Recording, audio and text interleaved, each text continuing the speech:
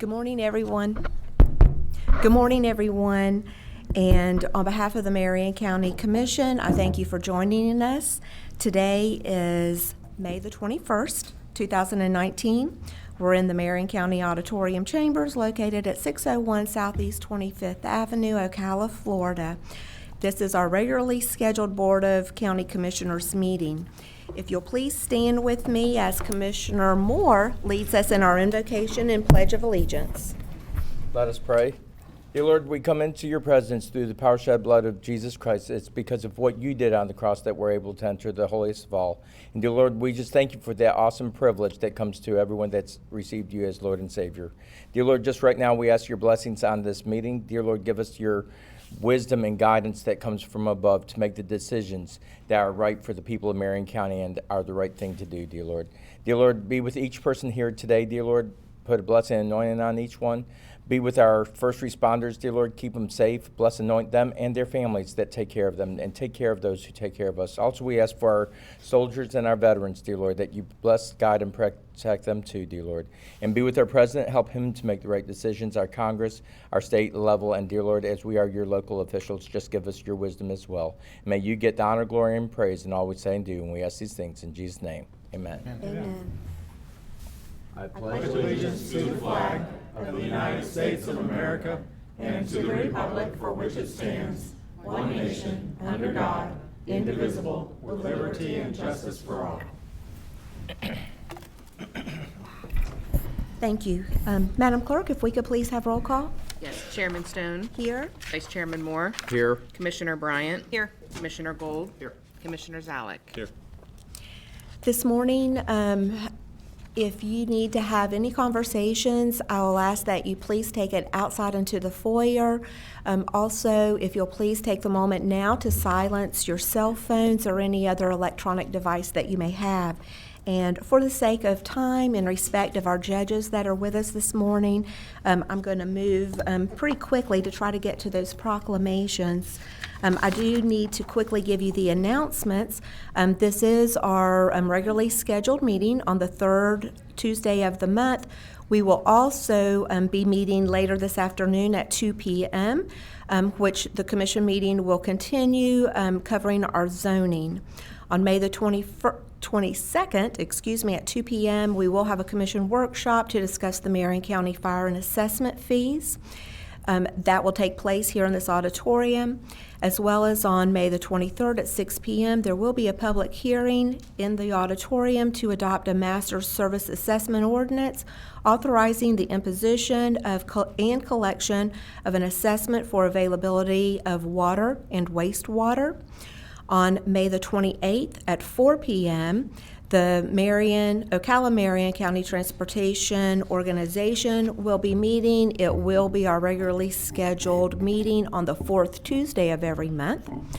Again, on June the 4th at 9 a.m., we will convene our County Commission meeting here in the auditorium, as well as 10 a.m. that morning. We will have a public hearing for the adoption of a Tax Equity and Fiscally Responsibility Act resolution, which is required by Section 147F of the Internal Revenue Code of 1986 related to the Florida Hospital Ocala, Inc., which in parentheses we've got Advent/Ocala.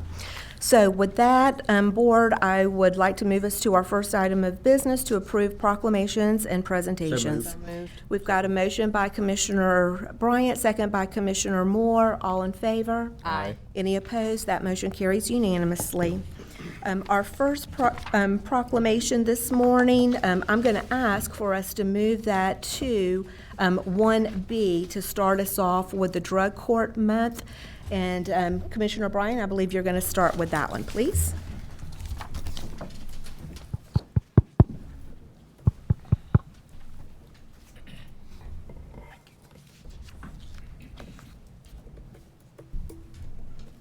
Thank you, Madam Chair. Good morning, everyone, and I'd like to invite our drug court team, and I see Judge Lant and Judge Rogers in the audience with us today. Lena, you've got your team with you, if you would all come up this morning.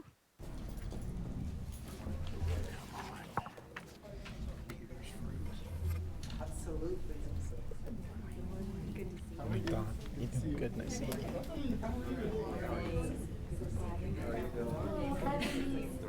morning. Good morning. Good morning.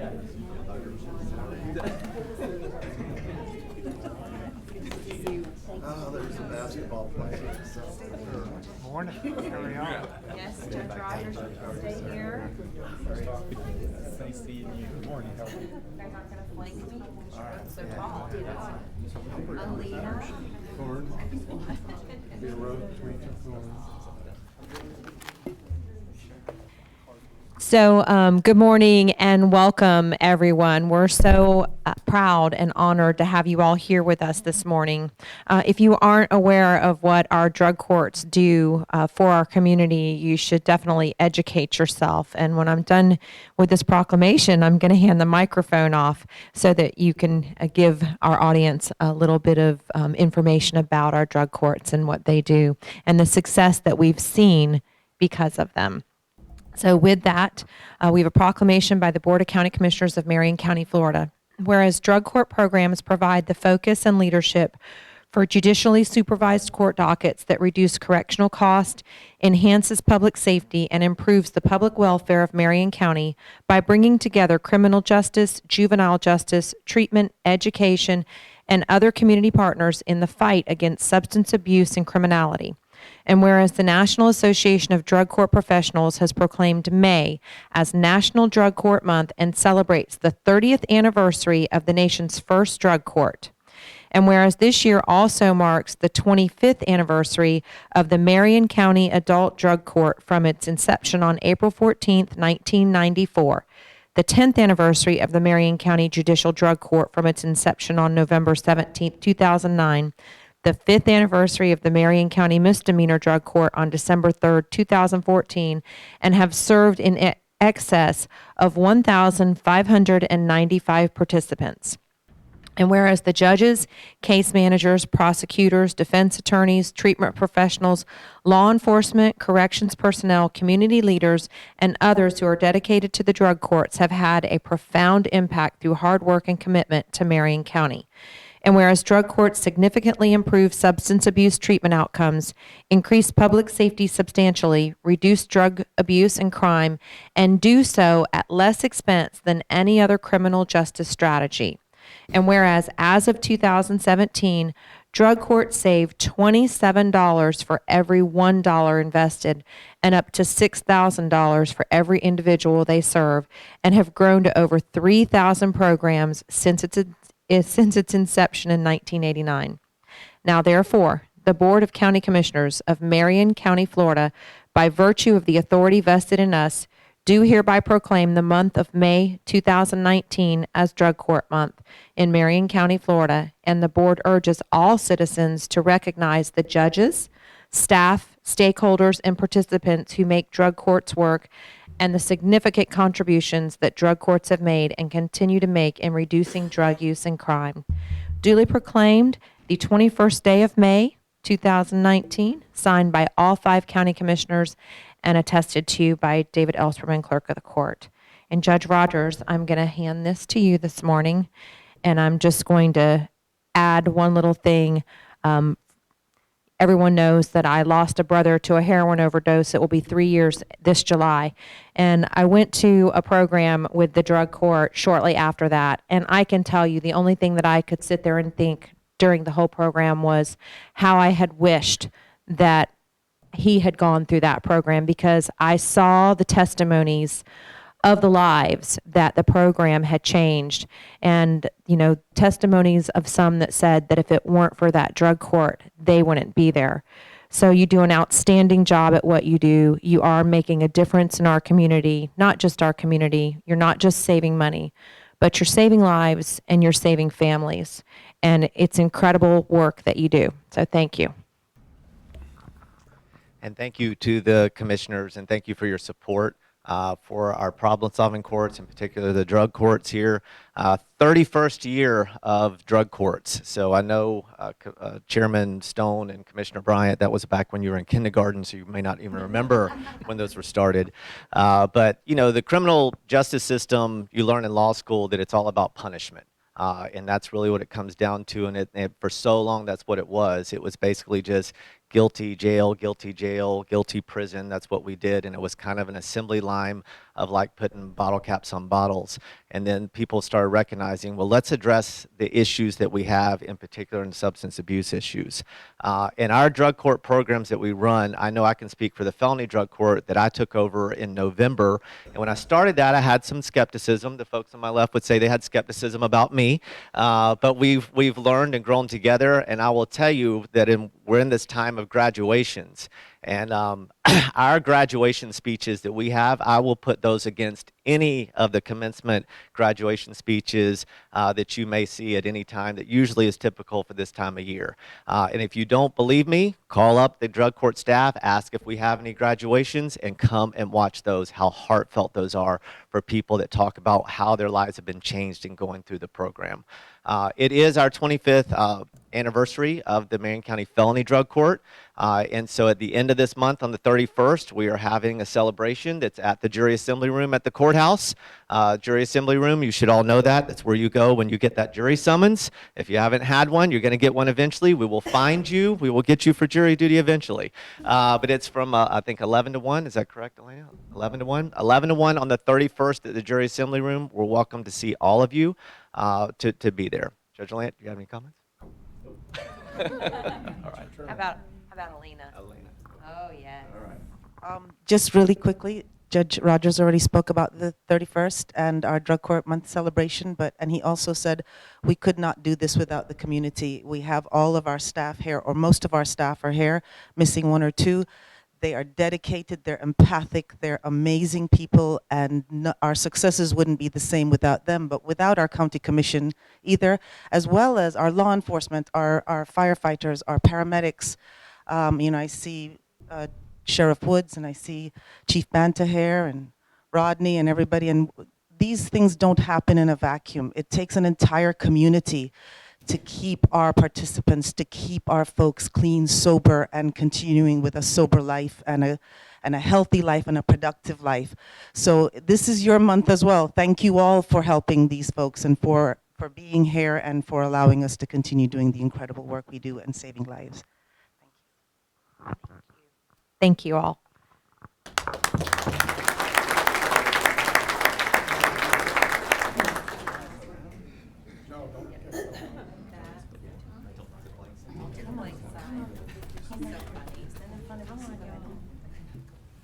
Janae, don't worry, you're not gonna block anybody.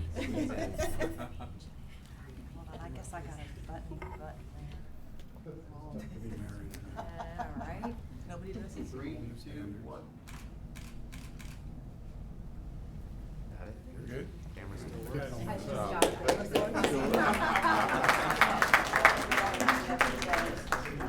We'll start basketball back sometime. Thank you again for all the work you do. See you, Judge. Thank you. Have a good day, Judge. I will. I'll try to bring everybody I can. Wonderful. But you can have this one. Congratulations. I'll do my best. Thank you. We'll go back to our regularly scheduled program now to 1A proclamation, which is our Emergency Medical Services Week, Beyond the Call. And Commissioner Gold is going to be presenting the proclamation to Chief Rodney Mascow, who is our Deputy Chief of EMS, along with all of the many others in our audience this morning. Thank you. And as they're walking down, I think we have several out there that have all volunteered to come in this morning, correct? Yes? Good.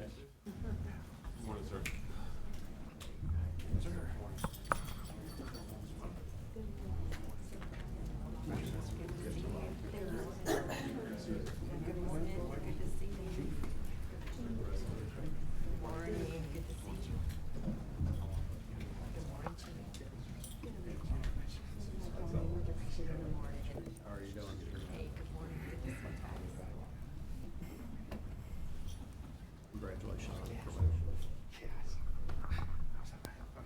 Where do you want to sit? Where are we at? All right, this proclamation, this is for Emergency Medical Services Week. Whereas emergency medical service is a vital public service and the members of the EMS teams are ready to provide life-saving care to those in need 24 hours a day, 7 days a week, and access to quality emergency care dramatically improves the survival and recovery rate for those experiencing sudden illness or injury. The emergency medical services consist of first responders, emergency medical technicians, paramedics, firefighters, educators, administrators, emergency nurses, emergency physicians, and others. And the members of the EMS teams, whether career or volunteer, engage in thousands of hours of specialized training and continuing education to enhance their life-saving skills. And it is appropriate to recognize the value of the accomplishments of EMS providers by designating Emergency Medical Services Week. Now, therefore, the Board of County Commissioners of Marion County, Florida, by virtue of the authority vested in us, do hereby proclaim May 19th through May 25th, 2019 be known as Emergency Medical Services Week Beyond the Call in Marion County, and encourages all citizens of Marion County in joining in to recognizing our emergency medical professionals for their contribution. Duly proclaimed this 21st day of May 2019, signed by all 5 county commissioners and attested to by David Elsperman, the clerk of the court.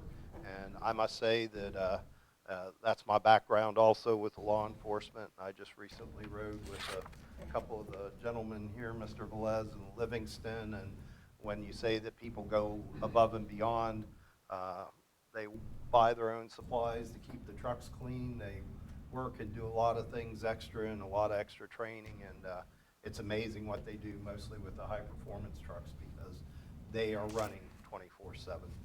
Chief? Sure. Yeah, beat that? Maybe, I think. No, the Commissioner's correct. They do go above and beyond all the time. We have an outstanding EMS system here in Marion County. An example of that, just last week we responded to a 39-year-old male, 39 years old in cardiac arrest. So imagine that, a very young person. Not only did we respond, but we treated the patient, transported, and that patient was sent home alive and well. That doesn't happen in a vacuum. That doesn't happen without a strong EMS system.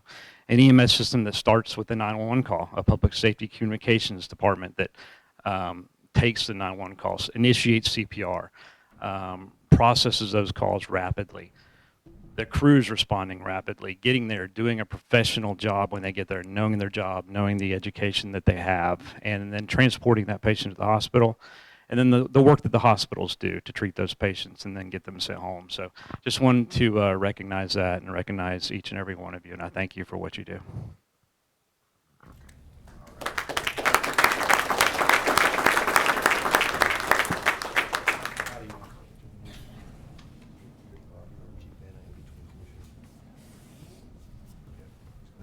Mix it up.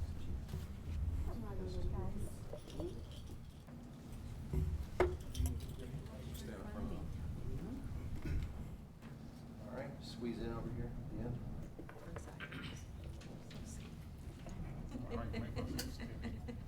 Three, two, one. All right. Okay, hold on. Will you do me one favor, Jeff? Will you take a picture of Chief Moscow and I, just the two of us? I need it. I don't know if I Wait, want that. I need to be holding like a trophy or something, where I just won something, you know? What is she This is doing? gonna be a before and after type of thing, you know what I'm doing, don't you? You see how I am? I'm obviously not the blue team, so it doesn't matter. Is she on the red team? I don't know. What team? Oh, they're both.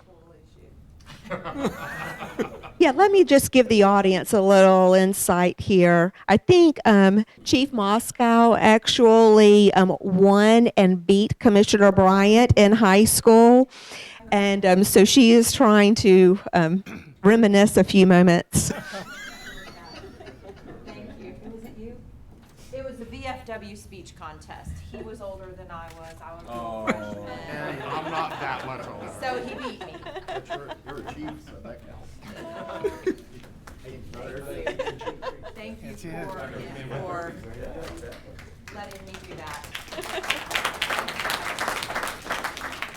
Our last proclamation this morning is on the International Internal Audit Awareness Month, and Commissioner Zalek is going to be presenting this to Sachi Leon. Come on up. David, are you coming? Yes, I am. All right. Gotta celebrate the staff. I know. I gotta really suck it in when Sachi's coming up. I know. Good morning, good to see you. Good morning, how are you? Good morning. Good morning, Maxine. Good morning. Good morning. We're gonna bring you all. All right, y'all ready? No, she's like, Holly, I'm ready to smile. She's ready. Getting used to it. All right. This is the Internal Audit Awareness Month. Internal auditors help our organizations meet their objectives by monitoring risk and ensuring controls are in place are adequate to mitigate those risks. Whereas internal audits, along with the board, executive management, internal auditors, are cooperative governance and help their organizations comply with new legislation and regulations for enhanced cooperative governance. The Institute of Internal Auditors, an international professional organization with global headquarters in Lake Mary, Florida, has 180,000 members in internal auditing, governance, internal control, information technology, audit, education, and security. With representation from more than 190 countries, the Institute is an acknowledged leader in certificate, education, research, technology, guidance for the professionals worldwide. And whereas Marion County has 6 Institute of Internal Auditors members in the North Central Florida chapter and many other affiliates in the internal auditors and their livelihood, and the Institute is celebrating International Internal Audit Awareness Month in May this year, 2019. So therefore, the Board of County Commissioners of Marion County, Florida, by the virtue of the authority vested in us, here to proclaim the month of May 2019 to be known as International Internal Audit Awareness Month, signed by all 5 commissioners and attested to by our clerk, David Elsperman. Sachi, thank you for the work that you and your team do to continue to make Marion County a great place to work and live and make sure that the transparency, really, you help us to make sure that the transparency to the public really exists and that the processes that we put in place are effective for the taxpayers' money. We really appreciate you and the team work your team does. Thank you, Commissioner. You put it like so beautifully All right. of what we do. I'd like to introduce Randall Bridgman and Philip Vincent. We invited them from the city of Ocala. So we are colleagues in the same county, so we just wanted to recognize their work also. And thank you, Mr. Els. Oh, I'm sorry. I just want to know if there was any special audits going on this month. P-card. So are you all aware? Yes, we are doing the P-card audit.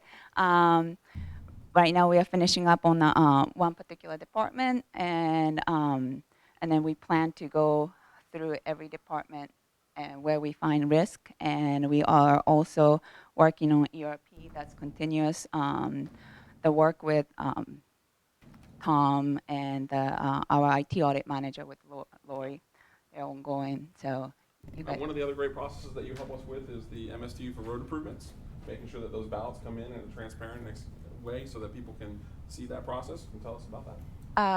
That's a petition process that Commissioner requested back in 2011 so that the public feels confidence that votes that that are tallied are independently counted and not favored by anybody. So thank you for the work, and every time I go out to the department, everybody is so welcoming of us, and I think that's an attestament to the attitude of the commissioners and the management, so we really appreciate it. Thank you for all the work you do. Thank you. Let's take a picture. You have anything going on in the city? No? Oh, we do. All right, well, tell us. No. Okay, no. Let's just take a picture then. You have to do a little Photoshop on this one, Jeff. Thank you guys for being here this morning. Yeah. Get a shine, right? Thank you, Sachi. Sorry.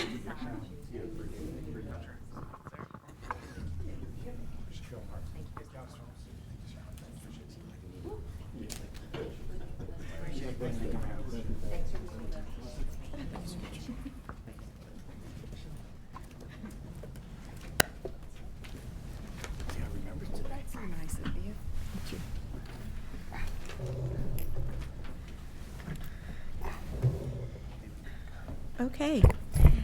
Next on our agenda, we will go to item number 2, which is general public comments. And those that had signed up previously, excuse me, to this morning have 5 minutes. These will be comments related to agenda items. Do we have Patricia Reed in the audience with us this morning? Ms. Reed had signed up to speak. Not having seen her this morning, I'm going to move to our next person who had signed up for this morning. And again, these are related to items that we will be discussing. Karen Arman, speaking on 13A12. Good morning, Ms. Good morning, Arman. Karen Arman, 2234 Northeast 6th Place. I am here because over the weekend it has just been crazy about our SNR program, which is our new program with the cats. I do have some papers to pass out. I couldn't print enough for everybody, so you have to share. It starts out with, does Marion County still trap these vile feral cats, or do I need to use my 22 and a shovel? It gets worse from there. I'll send those around. You'll also find some complaints in there that have been filed against me pretty much nearly daily or weekly, to include animal services, fish and wildlife, code enforcement. I cannot help you with the SNR program if Fish and Wildlife is telling me I cannot feed them. I cannot help you with this if code is not going to allow my building for them to stay in. My husband will tell you to come and get everyone today. So we need a better plan, because I don't want to do that. And it's not working. There are the friendly cats that are trapped and the babies that are trapped should not be in the SNR program. These are adoptable cats. The Maddie's Fund is not working for this cat program. We need to follow Sheltering Hands. They've been doing it in this county for about 12 years. It works. It's been working, and it is a great plan. Maddie's is a death sentence. It's going to make this county look like crap. We don't want that. We're getting ready to build. I'm trying to help you all. I need your help now. Look through that and how harassing it is. This is bull crap. My son is dying. My dad is dying. And I can't do this. I can't do it no more. So help me or I'm done. Ms. Arman, I'm sorry for all of the many personal challenges that you face, but thank you for your comments this morning. We also have Angela Jurasic speaking on item 9C.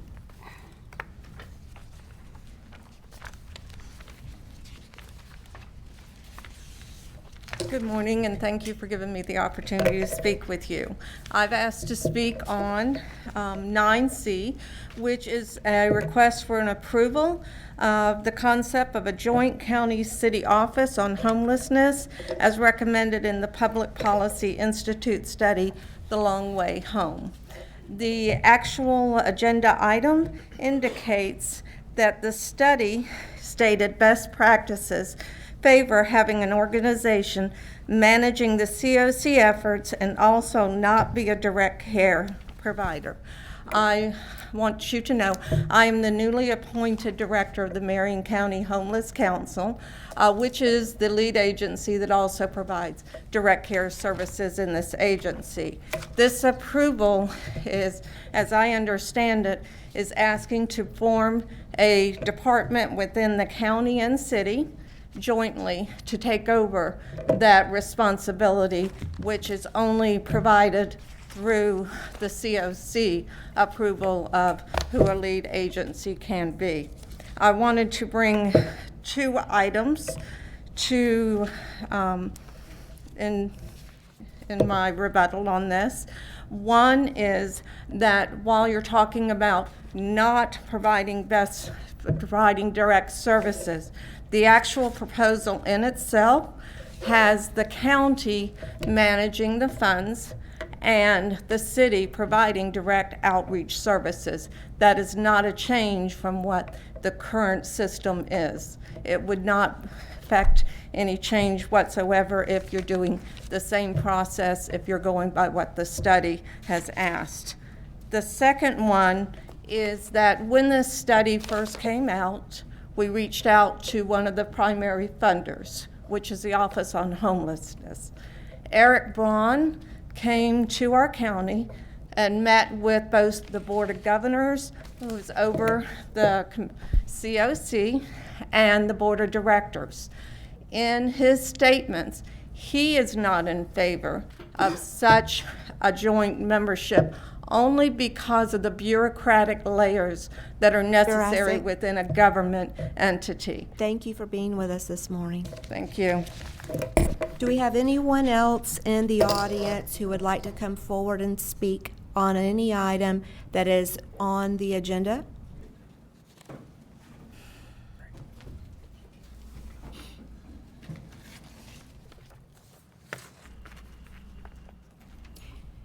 We have two podiums. If there's anyone else who has an item that you would like to speak on this morning, I invite you to come forward. Anyone who is wanting to speak on an item that is on the agenda may come forward now for 2 minutes of comment. I got 5 minutes. No, sir, you will only have 2 minutes. I was told I got 5 minutes. I'm sorry, you did not sign up in advance to. I am on the agenda. My name is Louis Monaco. Which item, Commissioner? What item are you here to speak on? In my neighborhood, people are. Can you give me an item number on the agenda? Okay, so. He's under 12. Okay, He's at the end. sir, you are scheduled to speak, but it will be at the end of the meeting that you have your 5 minutes. This is for other comments, so Mr. Muniz. Henry Munoz, 495 Marion Oaks Boulevard. On 5A11, my question is why? And on 7G1, I see you guys are getting sewer reimbursements, and you're thinking about sticking sewers into my community and other communities. Will we get reimbursements also? As we discuss those, Mr. Muniz, I hope that you'll get your answer. That was Okay. 7G1 and 5A11. Right. Thank you. I think those are grants, aren't they? Yeah, well, I'm counting on staff to be looking these up and in preparation. Yes, Mr. Sachs. Good morning. Michael J. Sachs, 6279 Southeast 8th Lane, Ocala, Florida. I'm here to speak on behalf of the Homeless Council. I'm a member of the board of the Homeless Council.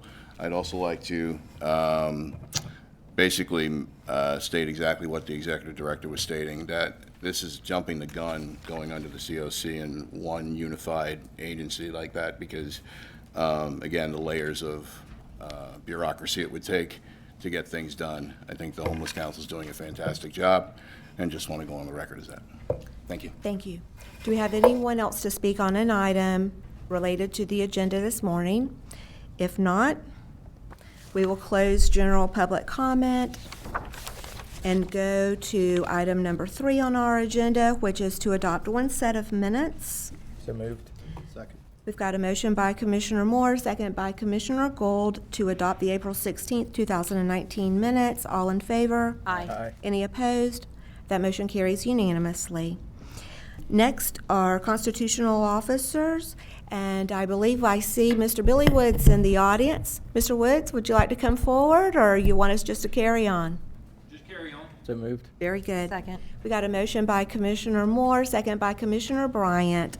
Do we have any discussion? All in favor? Aye. Any opposed? That motion carries unanimously. Thank you for being with us, Sheriff. Next, item 5, which will be 5A1 through 5A14. Mr. Elsperman. Thank you, Madam Chairman. So the board can consider 5A10 if it is tied to 7A1. So I'd like to withdraw that on 5A10 for consideration when you approve A1, 7A1. But also know there's a new document for the schedule to be, on your desk. It doesn't change the numbers, it just clarifies the budget amendment. So I ask for the approval of 1 through 14 with item 5A10 to remain till 7A1. Very good. Commissioner Bryant? Madam Chair, I'd like to move 5A1 through 5A14, but pull 5A10 and 5A11, as we did have Mr. Munoz ask about that for staff to discuss. Thank you, Commissioner Bryant. Ms. Clark, did you get that? Okay, and I've got a second by Commissioner Moore. Any further discussion on these items that are being offered up for approval? All in favor? Aye. Aye. Any opposed? That motion carries unanimously. And for 5A11, staff, Mr. Kirkman, thank you for coming forward. Yes, ma'am. Good morning. Jody Kirkman, Environmental Services Director. 5A11 is basically our way of recognizing the state grant that we actually received. It actually brings that into the budget. Very good. So that is moving money into the budget from our state grant. Yes, ma'am. Thank you. And I'm sorry, Jody, I was reading something. Did you say which project that was for? That is for the feasibility, the wastewater feasibility countywide that we're moving forward with. Board approved at last meeting for Joan Edmondson. Right. Yeah. I just wanted to give him a little more detail. Yes, ma'am. Thank you. So do I have a motion for 5A11? So moved. Second. Got a motion by Commissioner Bryant, second by Commissioner Moore. All in favor? Aye. Any opposed? That motion carries unanimously. Seeing no public hearings this morning, we will move to consent. And one moment, please. Thank you. I'm going to start with Commissioner Gold. 7D8. 7D8. Commissioner Bryant. I'm good. Commissioner Zalek. Good. Commissioner Moore. I'm good. And we had 7A1. We'll just 7A1. I'll include 5A10 when I make the motion. Okay, very good. No. Okay, so we'll pull 7D8. Looking for a motion. Motion to approve the balance of the consent to include item 5A10. Very good. Thank you. The revised 5. The revised 5A10. Yes. That's a motion by Commissioner Bryant to approve the balance of the consent to include the revised 5A10, and that's a second by Commissioner Moore. Any further discussion? All in favor? Aye. Any opposed? That motion carries unanimously. And Commissioner Gold, 7D8. All right. We had one-on-ones with the sheriff, and during the one-on-ones, there was some discussions about the sheriff's office and the communications center. And when I looked into this, one of the questions that I would like to see added to this selection, or added to the consultant's questions on this, would be to look at specifically if if it would run better, or terminology that we could get to find the feasibility of running it under the sheriff's office and kind of looking at it in that manner also. So I'm trying to explain it as best I can think of it. I just don't see it on here that says anything in comparison. We're comparing 3 different areas. One is staying the way it is, one is under the city, a consolidation, and then, but all are still run under that. And I know that we've had some discussions that the sheriff's office has looked at management of it. And I just think it would be part of the consultant's scope. I'd like to see that as part of the scope. I think I have Miss Becky James available from procurement. Ms. James, can you give us some detail on this?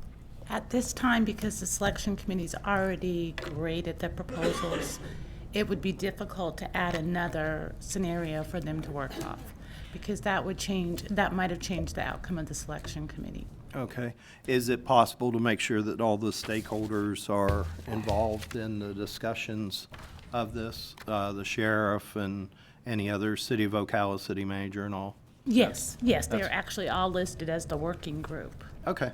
All right. That's mainly what I wanted on that, to make sure that they're all involved in it. Yes, sir. So, Madam Chair? Yes, Commissioner Zalek? So, Becky, why can't I would think during negotiation we could add an addendum to the scope. Well, actually, The person that got awarded, right? I mean, I know we've done similar We have, Commissioner, we have a proposed fees for Right. this project to be done. If there is a question from the board, we can consider that question, we can have the consultant look at it. It may not be a full option, but I think if there is a question from any of you, we can share that with the consultant and have him address that question. I would definitely like it looked at. Okay. So if I could, Respond with a fee. I think you just bring that fee. If there's back to the additional board. fees, we'll let you know. Okay. so it's my understanding that we did not put any parameters on the consultant. We want them to evaluate the public safety communications with open look at what would be best for this community. Where would it be best managed? I mean, there are no parameters saying that anything is off the record. Right. And Correct. so therefore, it opens it up for them to make this consideration, in my opinion. Correct. Okay, very good. So- Commissioner, our intention is to take this opportunity, have the consultant look at our systems in Marion County and Ocala, how do we operate, and give us a professional recommendation, what would be the most efficient and effective way to deal with 911 calls. There are no parameters. We're not going to restrict the consultant to share any opinion based on best management practices throughout the state and from their experience because they deal with so many different agencies. We want a professional recommendation, evaluating how the system is working now, what are the shortfalls, what are the problems, based on the complaints we have received, answer those complaints for us, and then give us the recommendation going forward. Very good. Thank you. And I plan on having a kickoff meeting. We're going to invite the consultant and all the stakeholders, and I'm going to be very upfront with the consultant, let him know that we have a lot of disagreement. We want him to look at everything and give us their professional opinion. And all the stakeholders will be at the same meeting to share their opinion too. Perfect. Very good. Commissioner Bryant, you have some history with this. Would you take the lead as the liaison for this commission? Absolutely. And can I make sure I'm invited to that stakeholders meeting as well? I'll be more than happy to, Commissioner. And I think, Madam Chair, if I may, I think at the end of the day, everybody sitting on the commission, everybody involved in public safety in our community, as well as the stakeholders in our community, I don't think anybody cares who's running it. What we care about is that it's efficient and that when someone picks up that phone and they dial 911, that call is answered and the help they need is dispatched as quickly as possible. And I think all of this other stuff just it needs I'm to counting on it going away. Yes. Yes, Commissioner Bolt? I know that Commissioner Bryant's offered to be the lead. I think I'm the only one that's actually worked under these for 30 years plus, both systems. And, I'm going to be very open to it. But I would also like to sit in on these, not to take an active part, but to sit in on the meetings too. So it might be something we'll need to sunshine and everything, but I would like to be in there too. I don't know, with this being stakeholders, do we need to sunshine this? If two commissioners are going to attend, we will yes. need to notice it. Okay, so please notice that. Okay.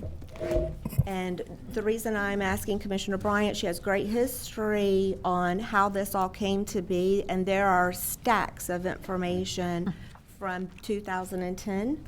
I'm not mistaken. So I appreciate both of you being a part with Commissioner Bryant as our liaison. So that being said, Commissioner Gold, we've got 78 That was it. yet to approve. Oh. I'll make a motion to approve with the, what do we need to do it for the wording of this? With the Anything, or additional question you asked, that with it the will be additional addressed with the question on there consultant. for the sheriffs? To ensure that the consultant has the ability to evaluate every circumstance, including where is this best managed. Okay, And if there is an additional cost, that it can be brought back to the board. that's correct. Second. We've got a motion by Commissioner Gold, second by Commissioner Moore. All in favor? Aye. Any opposed? That motion carries unanimously. Thank you. Thank you. That takes us to Mr. Mentor. Give me a moment to get to your item 8.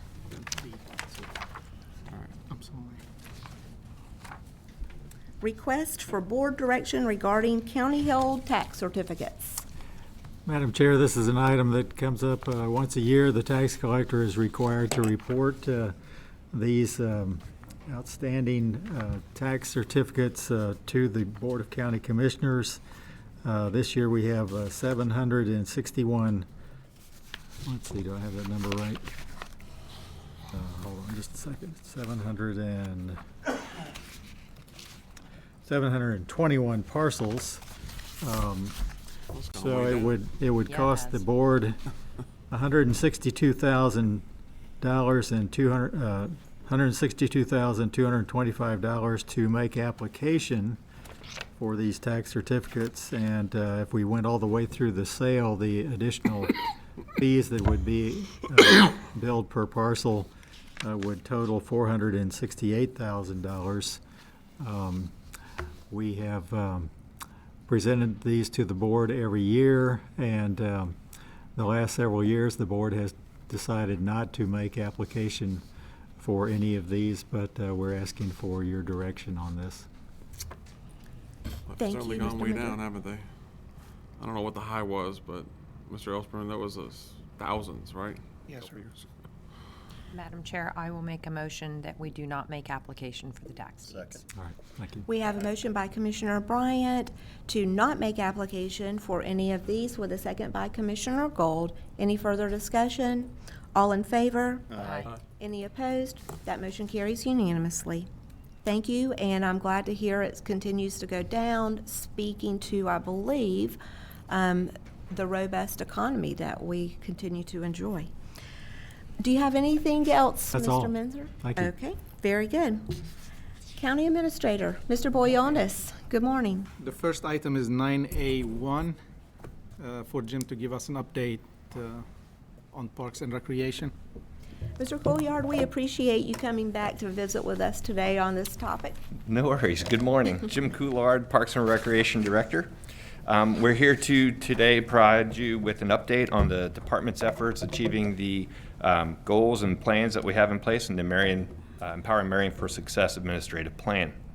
Out of those 14 areas that are under our department, we have 4 that involve the airport, 2 that involve the Southeastern Livestock Pavilion, and the rest are with the Parks and Recreation Department proper.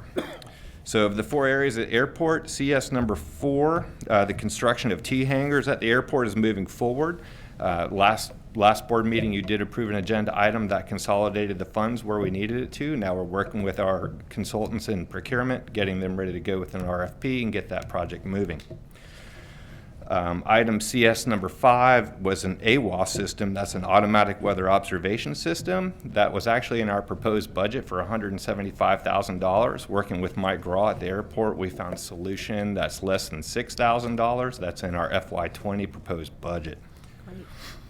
We do have a big project coming up, the parallel taxiway. That's planned for FY20.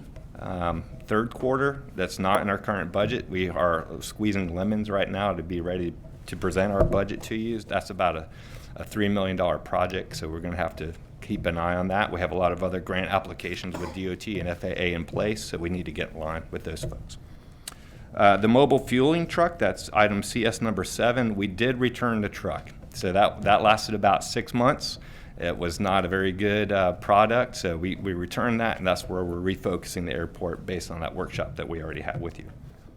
2 items at the Southeastern Livestock Pavilion. The construction of the roof over the North Arena was already completed in 2016.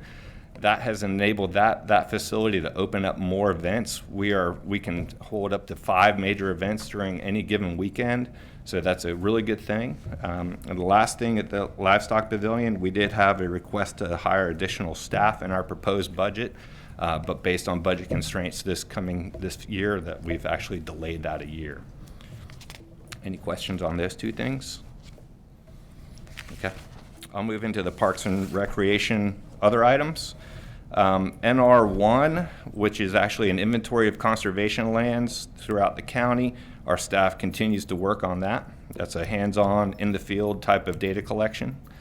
NR2, this item was actually to improve land development regulations to protect sensitive areas. It's under Parks and Recreation because it was within the natural outdoor recreation, natural resources component of the master or the strategic plan.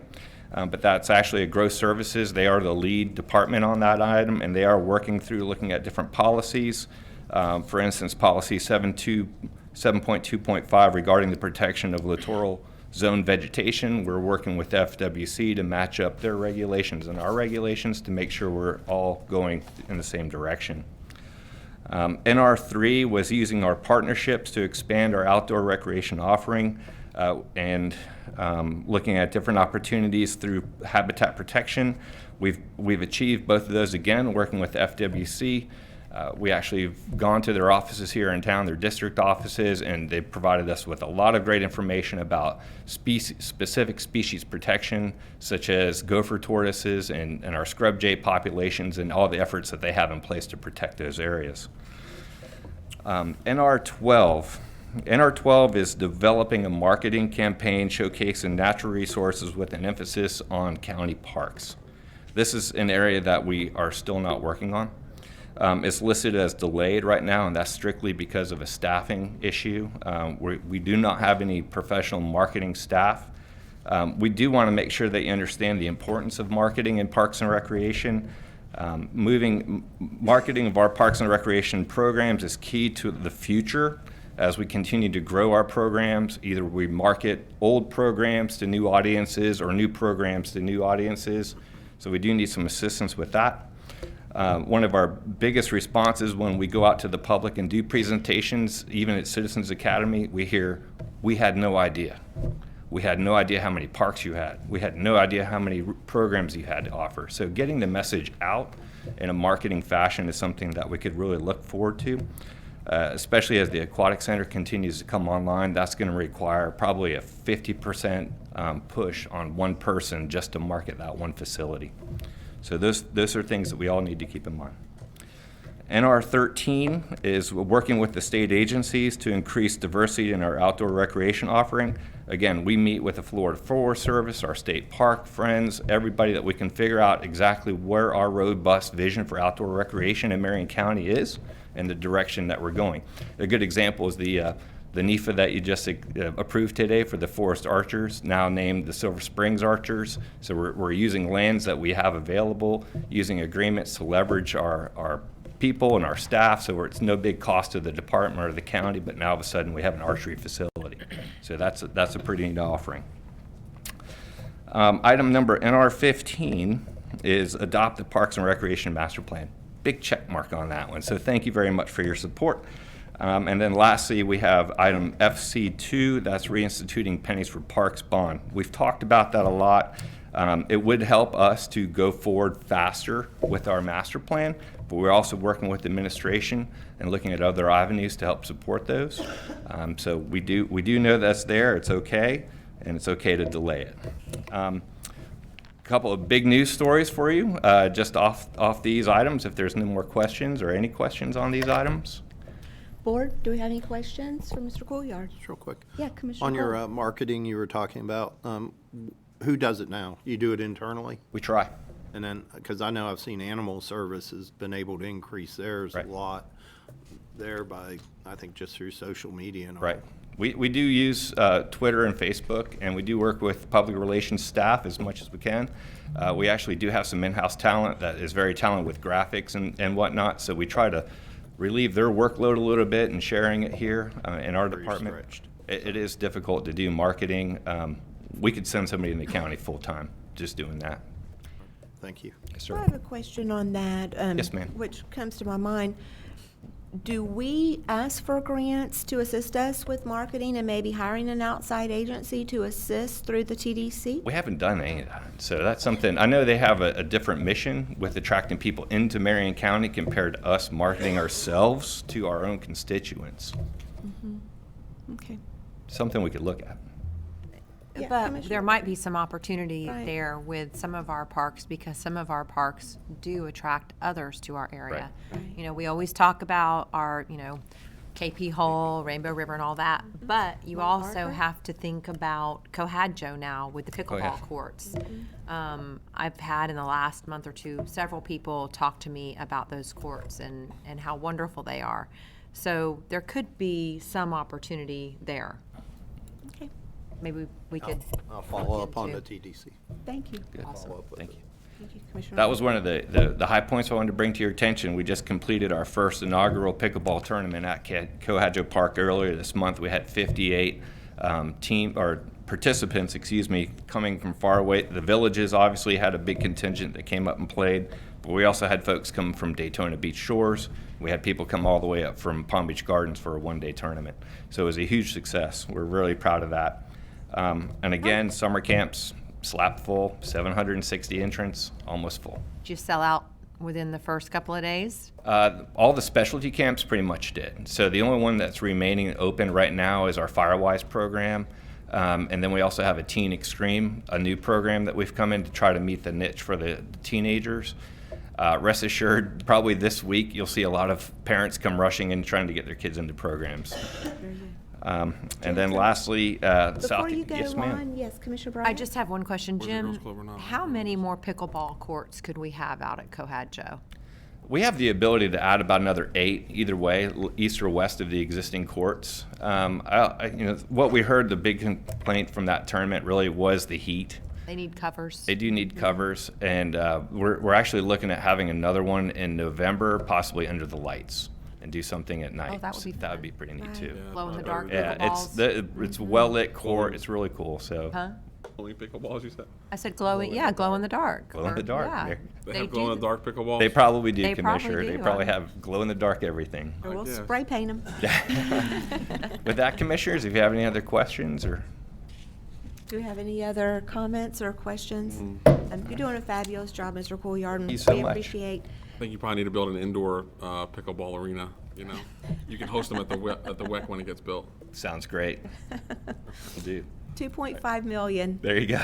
That's a great visitation record It in is. a We're very 12-month proud. period. And I think that's really unknown is that we don't track attendance into every park. We can't. Putting traffic counters or vehicle counters in a place like Veterans, which gets tens of thousands of visitors every year. So over 2.5 million visitors a year is a big number. So we're really proud of that. Proud of that for Marion County. And here, next Monday, you'll have a lot of people at Veterans Park. Oh, yes. For the Memorial Day ceremony. Yeah. Well, we're proud of you and your team. Thank you very much for your support. Have a great day. Thank you, Jim. 9A2, Commissioners, we have been working with Commissioner Gold on this item. This would be an administrative policy for the employee of the quarter program. I would like to have your consensus on implementing this. Part of the award will be an administrative leave with pay for 1 day as a reward for the employee of the quarter. It's addressed in the employee handbook, but it's not very clear on the authorization to the county administrator. But we will address that in a future date in the employee handbook. If you would give me your consensus on this policy, then I can go ahead, sign it, and put it in place. Very good. Board, do we have any comments? That's good. We're going to call it the Trump Day. Get your Trump The Day gold with you in day. the quarter. The gold day. There you Your go. direction will become. Do we have, okay. I think you got your consensus, so thank you. Thank And you. thank you, Commissioner Gold, for working to bring that into being. Okay, And next, 9B is a request for your approval of the $100,000 for the land acquisition at the Fort King Heritage Memorial. So moved. Second. we've got a motion by, wait. excuse me, yes, Mr. Mentor. We need the board to make specific findings to approve this.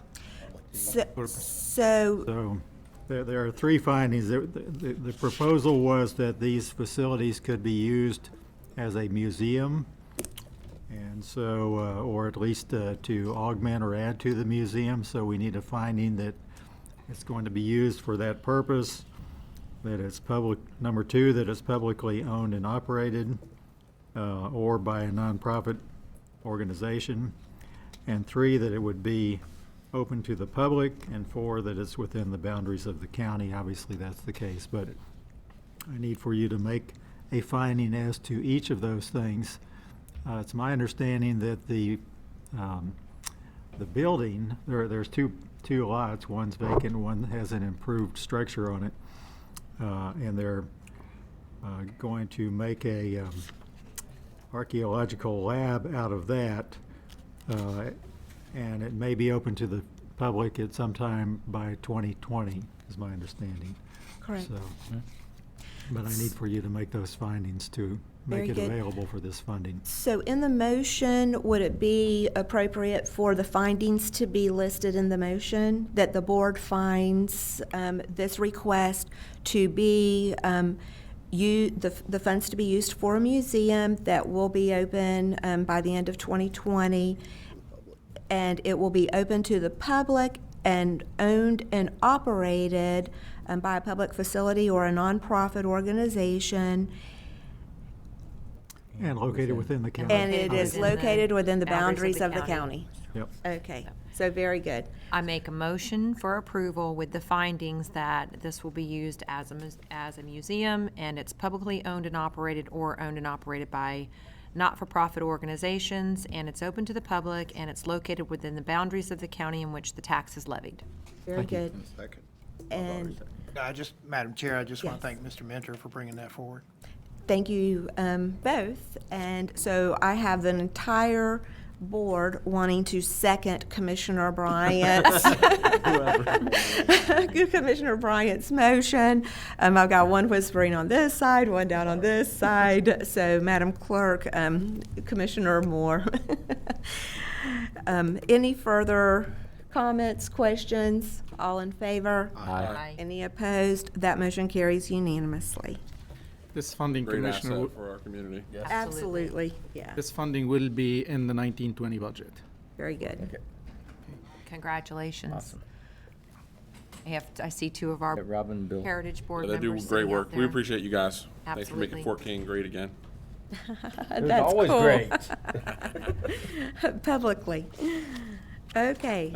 Mr. Boyonis. Item 9C, Commissioner, is requesting approval for a concept of a county-city joint office on homelessness. The PPI study was completed. I believe it's gonna be presented to the COC at their next meeting. That was one of the options presented in the PPI study. Your approval today would be only on the concept. There is a little bit more work to be done to finalize that if the COC vote and agree to go in that direction. That's gonna be up to the COC to make that decision.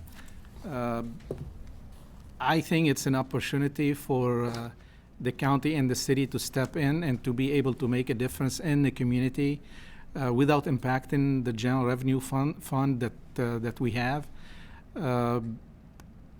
The county will play the lead agency role. We will be the applicant to the state for the funding. The city will be the boot on the ground, and it will not be, I don't believe they will be providing direct services.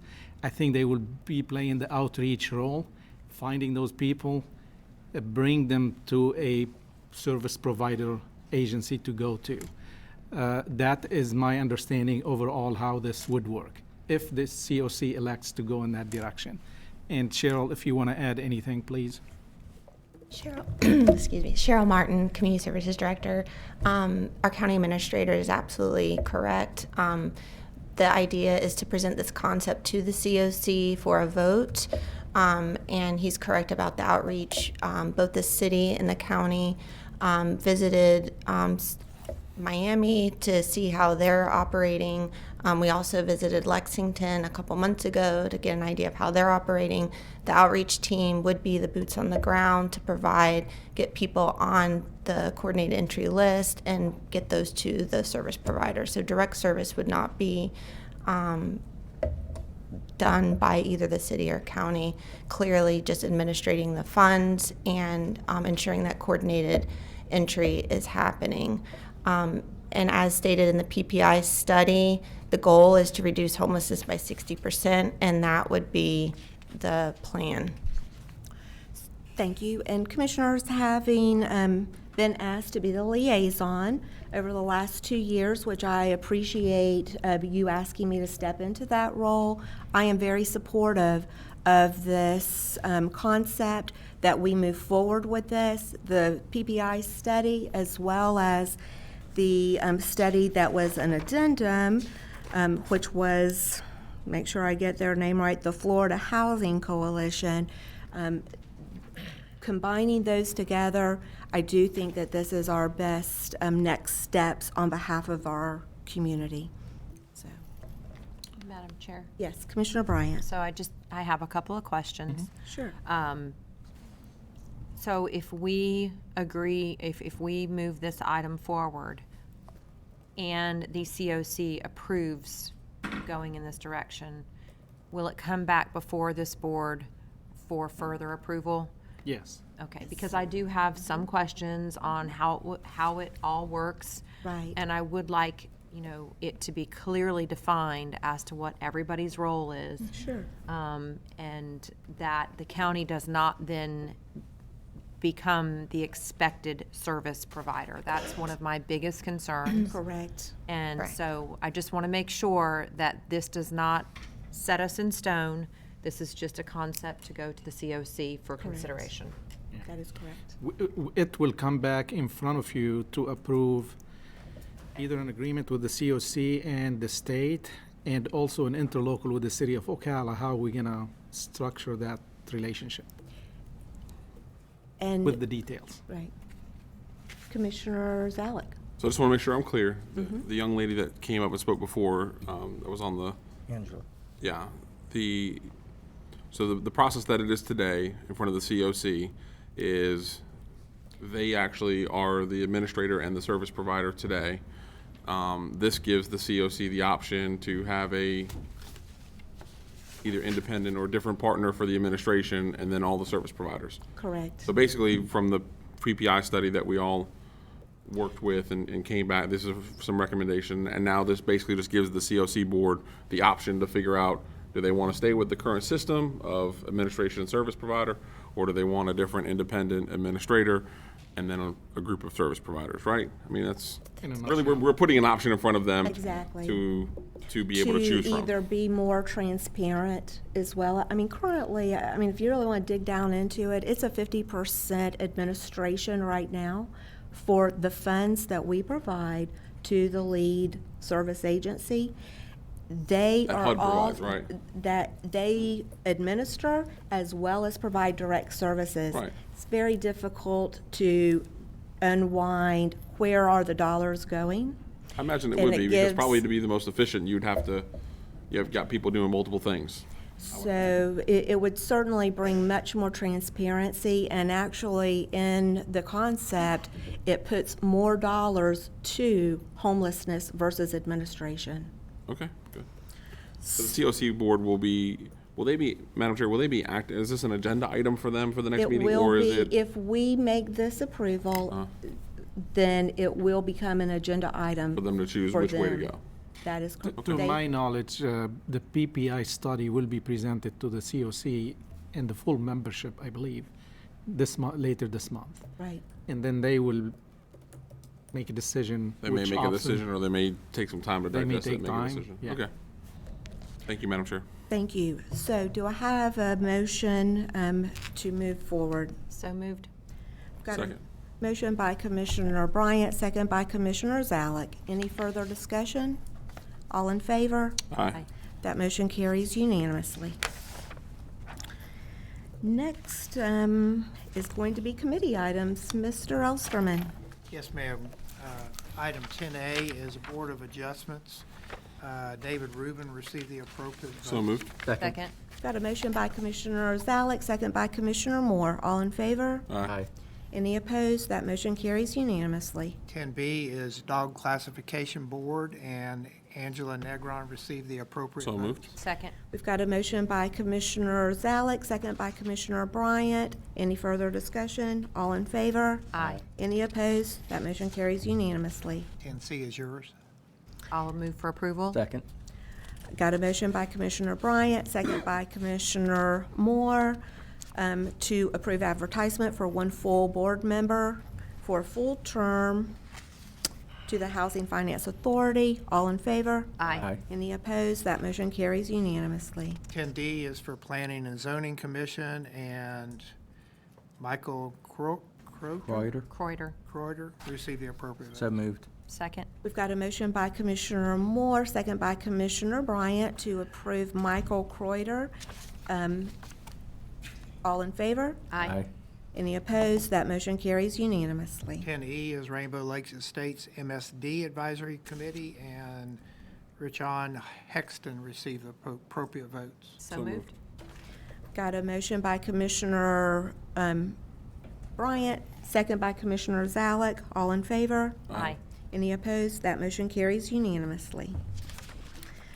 Next, we've got notation for action 11A. This would be a motion to schedule and advertise a public hearing to consider the termination of a development agreement between Marion County and TAO Marion Properties LLC. Previously, John B. Penn, trustee, on Tuesday, June the 4th, 2019 at 10 a.m. So moved. Motion by Commissioner Moore, second by Commissioner Gold. All in favor? Aye. Any opposed? That motion carries unanimously. I'll move 11B and C. Second.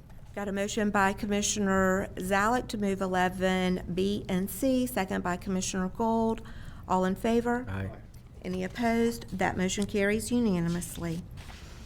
We'll next go into our general public comment. And first on our agenda will be Minnie Simmons for a road issue. Is Ms. Simmons with us today? Yes, she is. Please come forward.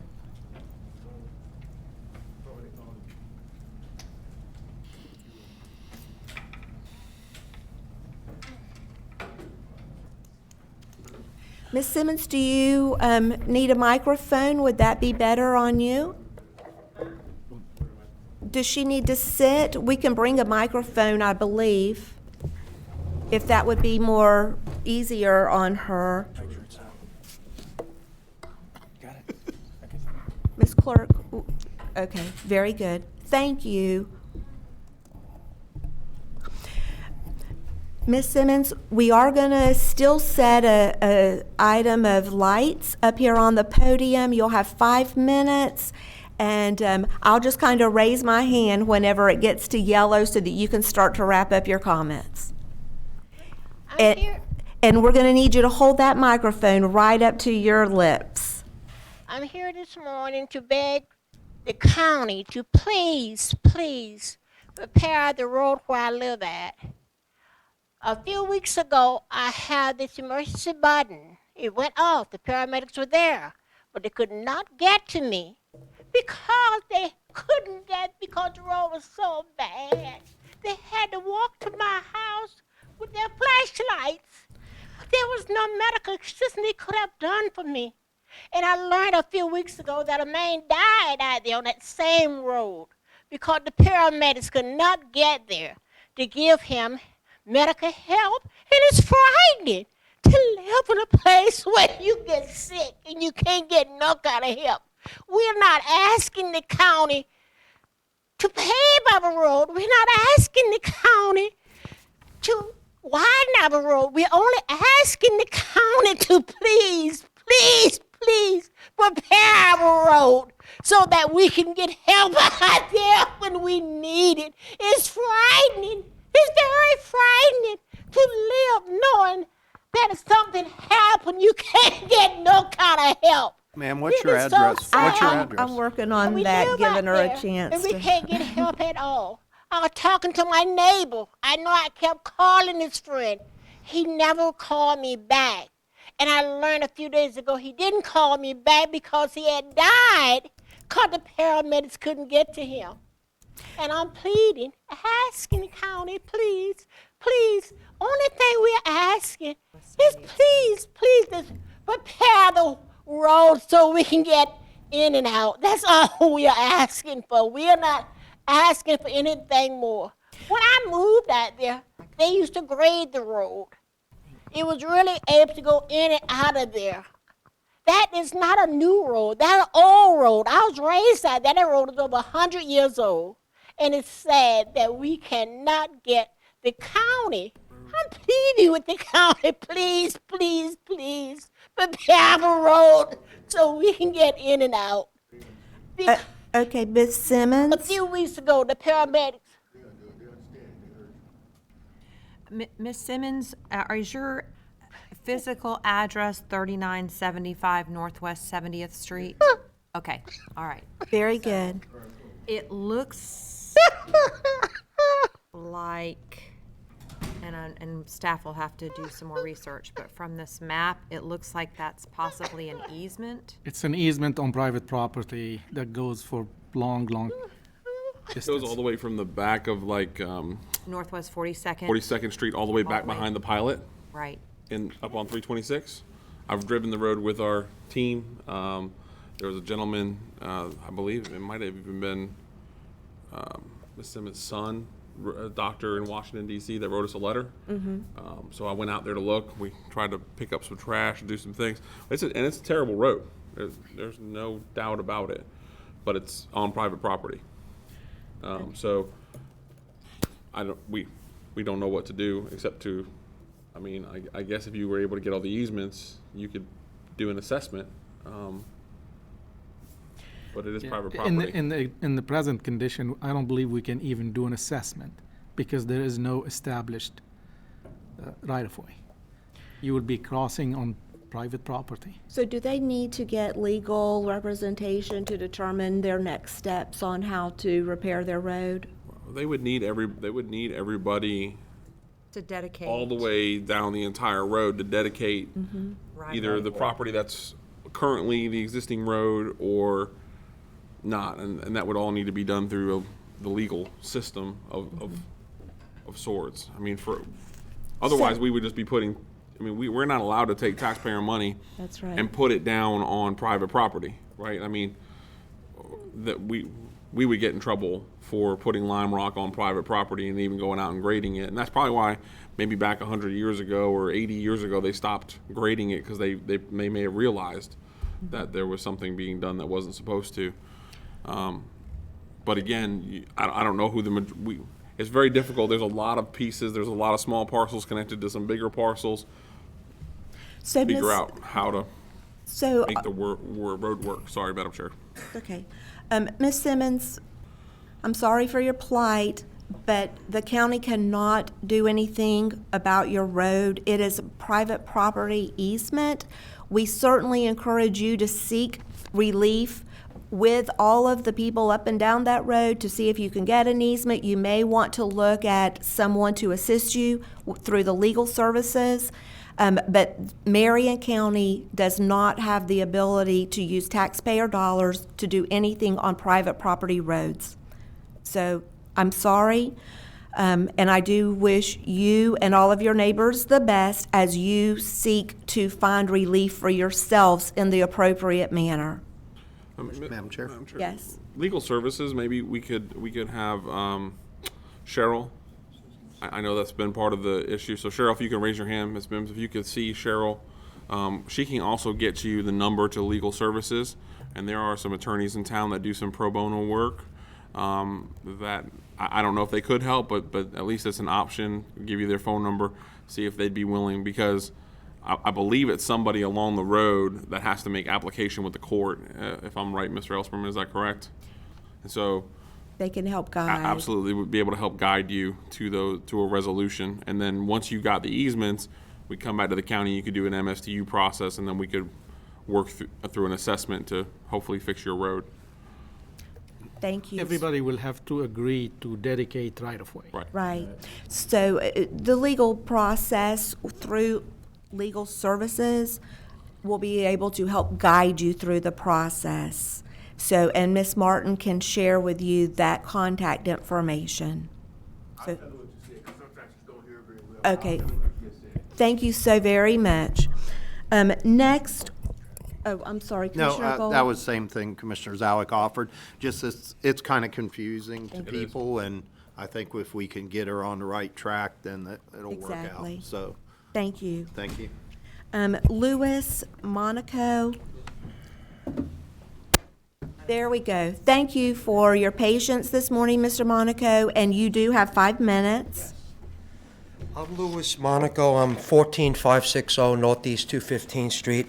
I got a problem like that, but the opposite. Out there where I live in Hog Valley, people have been buying property and closing the roads that people they have on their deeds. They give 25 feet for the road. It says on all their deeds. I got copies.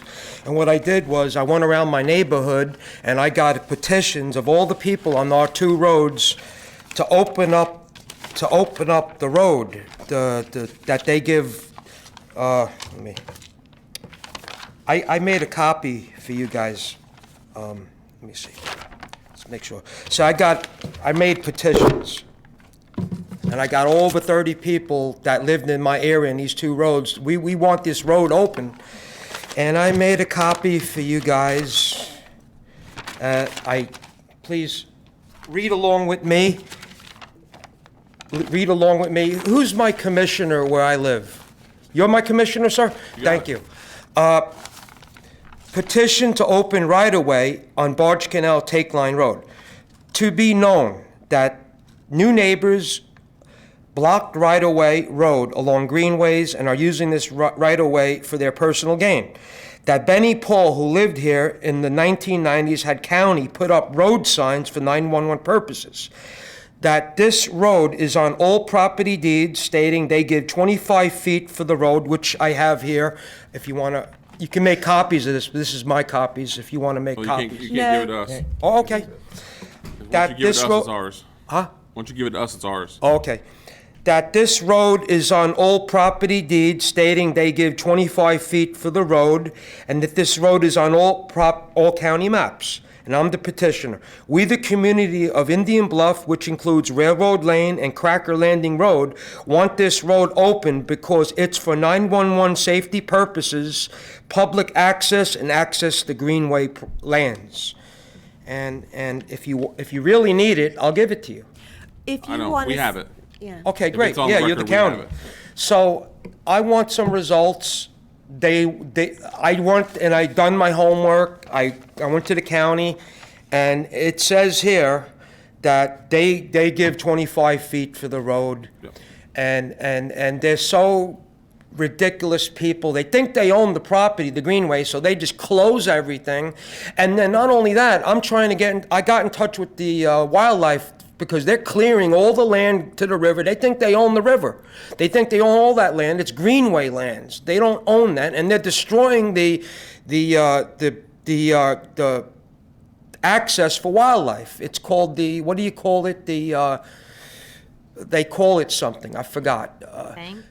Huh? So are you talking about greenways and trails or forestry Right, people, or are but you talking about? that's just something extra I added. But Okay, so are we talking about the people that own a piece right, of they property? close the roads, which they give 25 feet. Right, okay. And this is a map. It goes along here. They closed it here and here, and it goes to the other side to Cracker Landing Road. It's been from the 1800s. I learned from my old neighbors.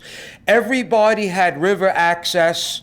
Where I live, there were people that were it's called Railroad Lane. And it started in the 1940s, and there was a fish camp.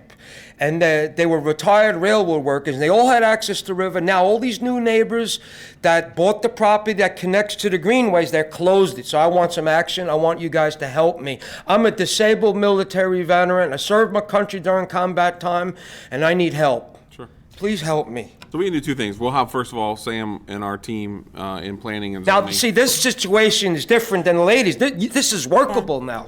So, Well, so no, Mr. you Monaco. have two choices. Well, Yeah, Mr. Monaco, Commissioner Zalek is going to work with you on Thank you. this with our staff.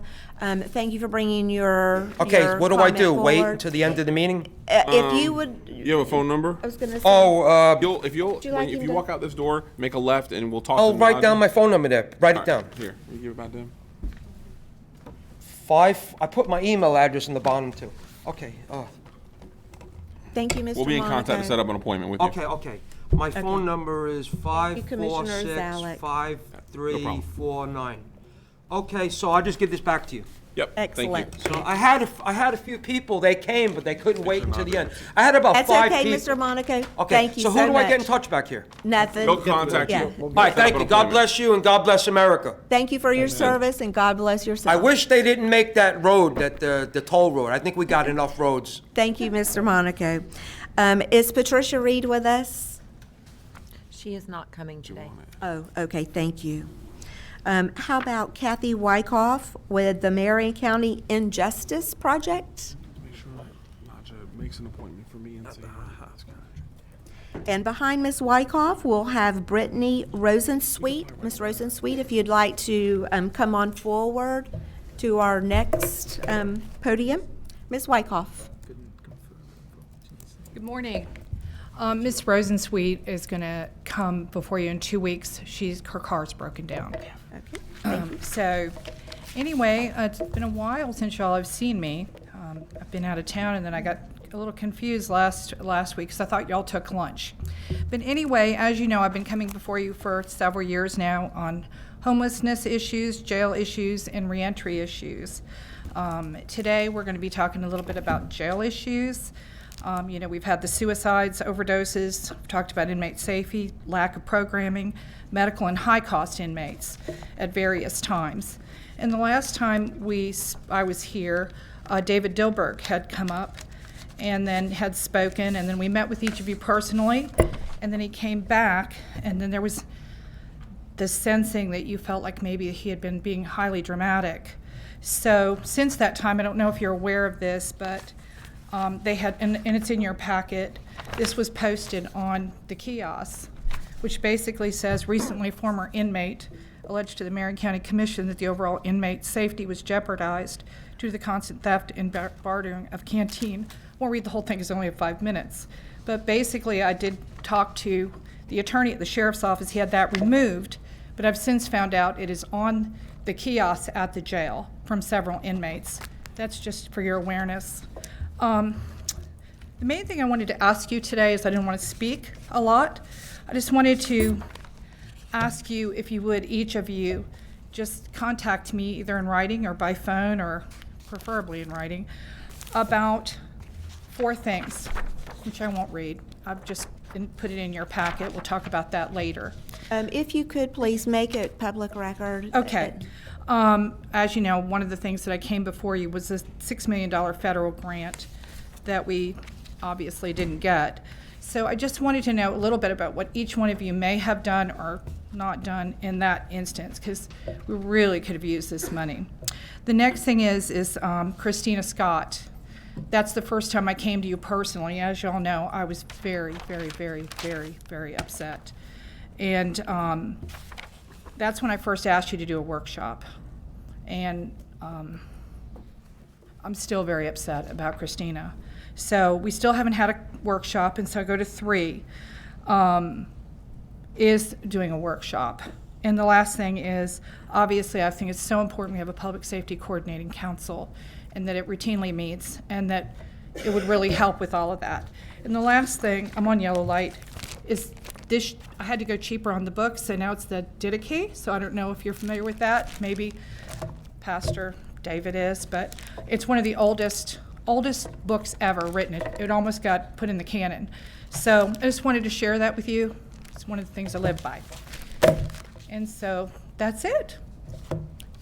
I'll just say I've spent a couple hours with you talking the other morning, so my door's open to you if you want to talk to Naja, and we'll sit down and we'll talk face to face. We don't have to do this over the phone or email. We can do face to face. Thank you so much. Commissioner- And I would like to speak with each of you, see where we can go from here.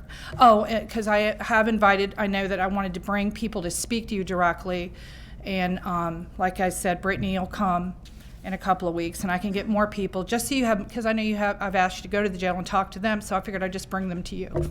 Commissioner Bryant? Yeah, I'm a little confused why anybody would be upset about the letter that was posted on a kiosk, because the letter basically tells inmates that there's been concerns raised about the safety over bartering of canteen items, and that the sheriff's office is not going to tolerate that.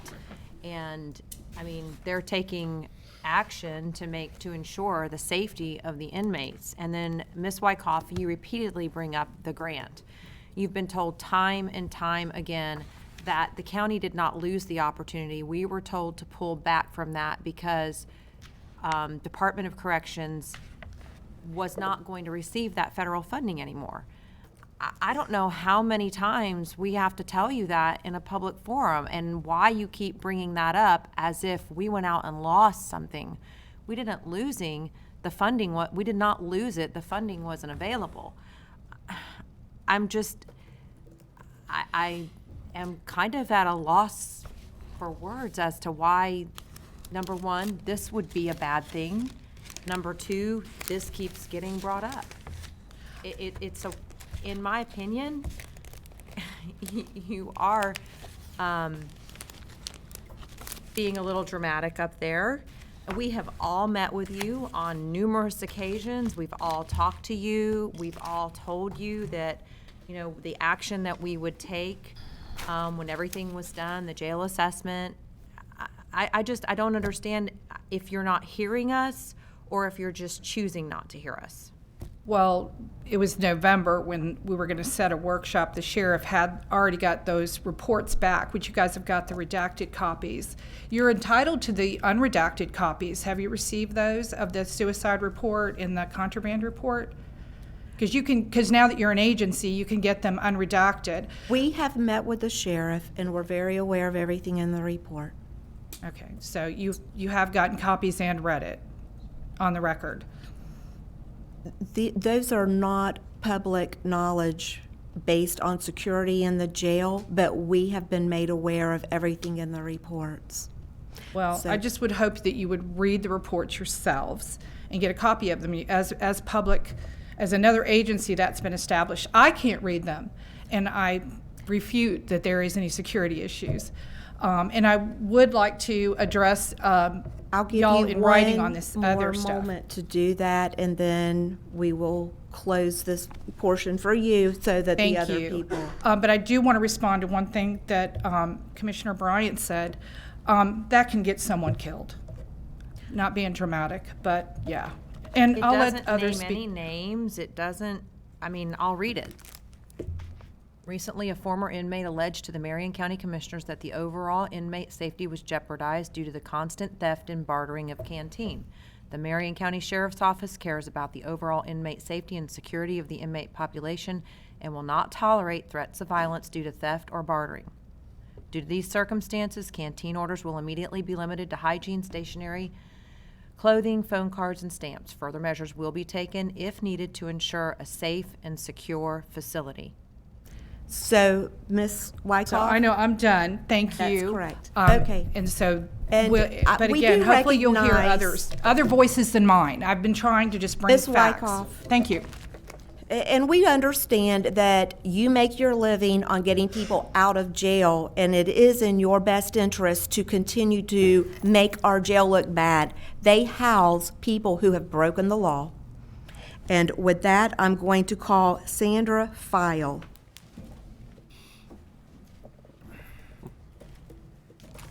Morning. And Ms. File, you're here on the AHA project. Could you please tell us what does the AHA project stand for? I'm not sure. I actually am here to support a lot of the things that Kathy is standing for. And if you'll just give your name and address. Yes, my name is Sandra Phil, and my address is 2101 Southwest 42nd Court, and I'm in Ocala, 34475. So you're not sure what the AHA project is, but yet you're here to speak on their behalf? I don't know if that's, I'm here to speak on my experience within the jail. Okay. Okay. I apologize. I didn't realize that was on, but you know, we can find out and get that information to you. How about that? Okay. I'm sure it's an amazing project because my name's on it. So I'll get right on that. Okay, I am here to talk about the conditions in the jail as a on-hand, first-person place. I was in the Marion County Jail just recently for 30 days. And in that 30 days, I want to give you my assessment that are facts that have taken place, and also explain to you a little bit about, from my point of view and from my professional point of view as a certified nutritionist for 20 years, what's going on with the food as nutrition, and I'll get right to that. Let's start out right now with the $50 a day that is charged. In other jails, it's $50 a day in our state. And what I noticed in Marion County is that you have old uniforms that are falling apart and poorly sewn. You get one towel. You have old sheets that are stained and they are so falling apart that you could stick your finger through them. Toothbrushes, the bristles fall out. They get caught in your teeth that can cause gum problems, and you get choked on them. The soap, it causes rashes, and the jail won't do anything about it. I've seen this firsthand. Now I'm going to get to the food. The food, as a nutritionist, it couldn't be less nutrition in these items. This is what they do. You get meat once a day. That meat, most of the time, is considered mystery meat, and it is actually labeled on this meat that it is not for human consumption. So whatever kind of protein they're trying to put together with once a day giving you that, I don't know. It's even worse that they overcook the vegetables. Boiling them takes all nutrition out of that. And here's the biggest thing, that I saw little pebbles, rocks in the food, dead bugs, and a lot of dirt. They also serve a lot of starchy carbohydrates. Starchy carbohydrates can, and it has been proven, that they, with overindulgence of these things and lack of other nutrition, can cause, just make sure I have this, it can cause anemia, it can cause gallbladder issues, extreme constipation, and a very bad, unhealthy weight gain, dramatic. The other thing, too, is that it can cause mental issues, severe violent mood swings, and depression. That there, I don't understand with all that I just told you where the $50 a day is going for these inmates to live. The mats are absolutely broken apart, falling apart. There's no pillows. There's no pillow. I mean, okay, so that may be jail-like for Marion County, but I'm telling you, other jails, it's not like that, and they charge $50 a day. It's better food. I'm going to move now to, with the kiosk, what that said about the removal of the commissary, the canteen. I also, unfortunately, spent last year 7 months in Citrus County Jail. The food is better. They have full-on canteen. They have snacks. They have healthy choices to be on there, and they have real coffee and even sodas. I didn't ever see any fights over that. I did experience over 7 months, I witnessed 3 fights. They were Ms. for snitching. File, Yes. thank you so much for your comments today. I One- encourage you to contact the Marion County Sheriff. Yes. Your time has expired. Okay, thank you very much. Thank and you. There's some great stuff coming up. Thank you. Thank you. And do we have John Spannell here? Perhaps Mr. Spannell can tell us what the AHA project is? And Mr. Spannell, if you'll please give your name and address for the court clerk for the record. My name's John Spannell. I live at 360 Southwest Silver Springs Boulevard, Unit 17. I'm here to talk about the conditions of the jail. First of all, just because somebody is accused of a crime and they're detained in your jail does not mean that they have the right to being protected by the officers that work inside your jail. That's an I just got out on the 10th. I spent 9 months back in APOD, and apparently Billy Woods decided to take canteen away from the entire jail because one person came and made a complaint. That's not doing your job. That's being lazy. That's punishing an entire population. See, the problem is the gang members that are inside the jail. The officers inside that jail are lax and they're lazy and they don't care. I've watched officers come through to do a count and a guy looked like he got in a ring with Muhammad Ali. And the officers just laugh and they walk by. They sit out there on their cameras and they watch these people getting beat up constantly and their food taken. So when Billy Woods took canteen away, now all he did was open the door for the gang members to just start beating the crap out of people and taking away their food that the state gives to them or the county gives to them. The problem is that the officers aren't doing their job. Somebody's gonna get killed in there over a piece of steak cake. My first week back in that pod, I fought every day, every meal. I had to fight to keep my food. That's not the way it should be in there. There's no consistency. These officers sit back here and they play on their phones and they eat food. They don't come back, they don't check, they don't do nothing. And if you think that 6 bodies within a sight of 6 months is acceptable, it's not. You want to know why those people are dead? Because somebody didn't do their job. One man hung himself in an open bay dormitory with 80 people in there, cameras, and a window where officers can watch, but yet somehow he managed to hang himself off a shower nozzle. You don't think that's somebody's not doing their job? A woman smuggles in drugs into the jail in her vagina, gives it to another inmate, and she dies. Whose responsibility was it to make sure the drugs didn't come into the jail? But I mean, it's all fine and dandy if the jail is investigating themselves. Why would they find any fault in that? Billy Woods is a lazy sheriff. At least when Chris Blair was in there, that jail was run the way it was supposed to be ran. Mr. Spinell, I give you the authority to speak openly. Just because we're not responding does not mean that we agree. So please conclude your comments, and I'd love to know what the AHA project is. I have no idea what the AHA project is. I was asked to come in Gotcha. and, Okay. and state what I had to state. Do you have anything else? I do not. Thank you for being with us. Who asked you to come in? Mr. Spinell?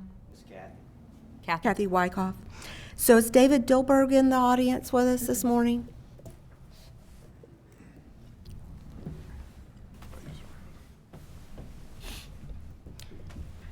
And if we have anyone else, I believe we have Roger Nechtel and Amy Agricola. You'll be next. My name is David Dilberg. I live at 3601 West Silver Springs Boulevard, Ocala, Florida. The AHA project stands for Awareness, Honesty, and Action, as you've asked 3 times already, ma'am. And I'd like to respond to everything that's happened since last time I've spoken with all of you and make aware of the fact that what John just said, I've heard from other inmates that have gotten out since I've been out. From the same pod, from the same jail, going through the same thing. Going through the same thing that we went through when we had canteen. Except now, it's not extra food that's being taken from us or extra items. It's stuff that we are given every single day just to eat. Your 3 square meals a day. And also, you don't see how posting a note like that on the kiosk would be endangering somebody's life. But let me ask you a question. How many inmates, especially known or in such an official public manner, have come forward and made a complaint about this to the Board of Commissions? As far as I'm concerned, I'm the only one that I've ever heard of. But Mr. In the world that Dilberg, we live in, you are on the public people record. that we are associated with, the people that know us in and out, just because we've been to jail, that can very well get somebody killed. Mr. Dilberg, every time you come forward in this setting, You accuse me of being dramatic, just like you accuse I'm Ms. Caffrey of sharing being with you dramatic today. that this is the state of Florida, and everything that happens is through the sunshine. That means when you address us, it is on record. there's no way to hide that you've not come forward. You've come forward. But that's So what I'm saying. That makes the fact that It's a note, fact. that note that was posted on the kiosk, that is actually pretty endangering somebody's life, actually. It's public it is public record, Mr. Dilberg, is what I'm trying to tell you. It's public record. Do you have anything else you'd like to share with us? Actually, yes, I do. Going Okay. back to the nutrition and the rocks and the dirt in the food, I've seen people, actually an old man, a very similar old man to the one I spoke of last time I spoke with all of you, chomped on a rock while he was eating his food and broke his tooth in half and complained about it to the guards and the medical staff. Was anything ever done about it? No. And as far as I'm concerned, there's still rocks and dead bugs in the food. The guards, they don't care. Nobody does their job. We all get beaten, we all get robbed, we all fight each other over stuff that doesn't even need to be happening because of the conditions that there are at that jail. Like and every time an inspection comes through or someone comes to see, it just gets magically swept under the rug and tightened up. So in reality, when you all go and you tour it or you look and see what's going on, you're not going to see it. Because they know you're coming to visit. And honestly, ma'am, that's all I have to say today. Thank you. I hope you all have a wonderful day. Thank you. And you. Madam Chair. Yes, Commissioner Bryant. We've heard several people speak this morning, and in a perfect world, we wouldn't need the Marion County Jail. But unfortunately, we have people out there committing crimes like arson, crimes like DUI, crimes like battery on law enforcement officers, all kinds of things that people get sent to jail for. Somebody is talking about the $50 a day charge that we charge. The citizens of Marion County are subsidizing that jail, or they're paying for that jail. And they're not going to get much better than what they have. Well, I mean, and the people that are charged the $50 a day, as we've had conversations previously at our previous meetings, most of that money we don't ever see back. So the citizens of this county are providing housing for people who have been charged before, or people who have been charged and people who have been convicted of a crime. And we have addressed all of the issues that Ms. Wyckoff continues to bring up. Thank you. I don't know what more she wants. She wants her opportunity to come and speak with us, and she shall have it. Mr. Nectel. And behind Mr. Nectel will be Amy Agricola. We have two kiosks. Ms. Agricola, if you'd like to come forward for the second one. And Mr. Nectel, if you'll just give your name and address, and you'll have 2 minutes. Roger Nectel, 12727 Southeast 97 Terrace Road in beautiful Summerfield. We're all looking pretty today. I questioned why we celebrated the 175th anniversary. Usually things are hundreds, 150, 200s. What was the reason for 175? There had to be something that prompted that. It was a milestone that we chose to celebrate. And I look at that because you're in office, you want to make a big deal out of everything you do.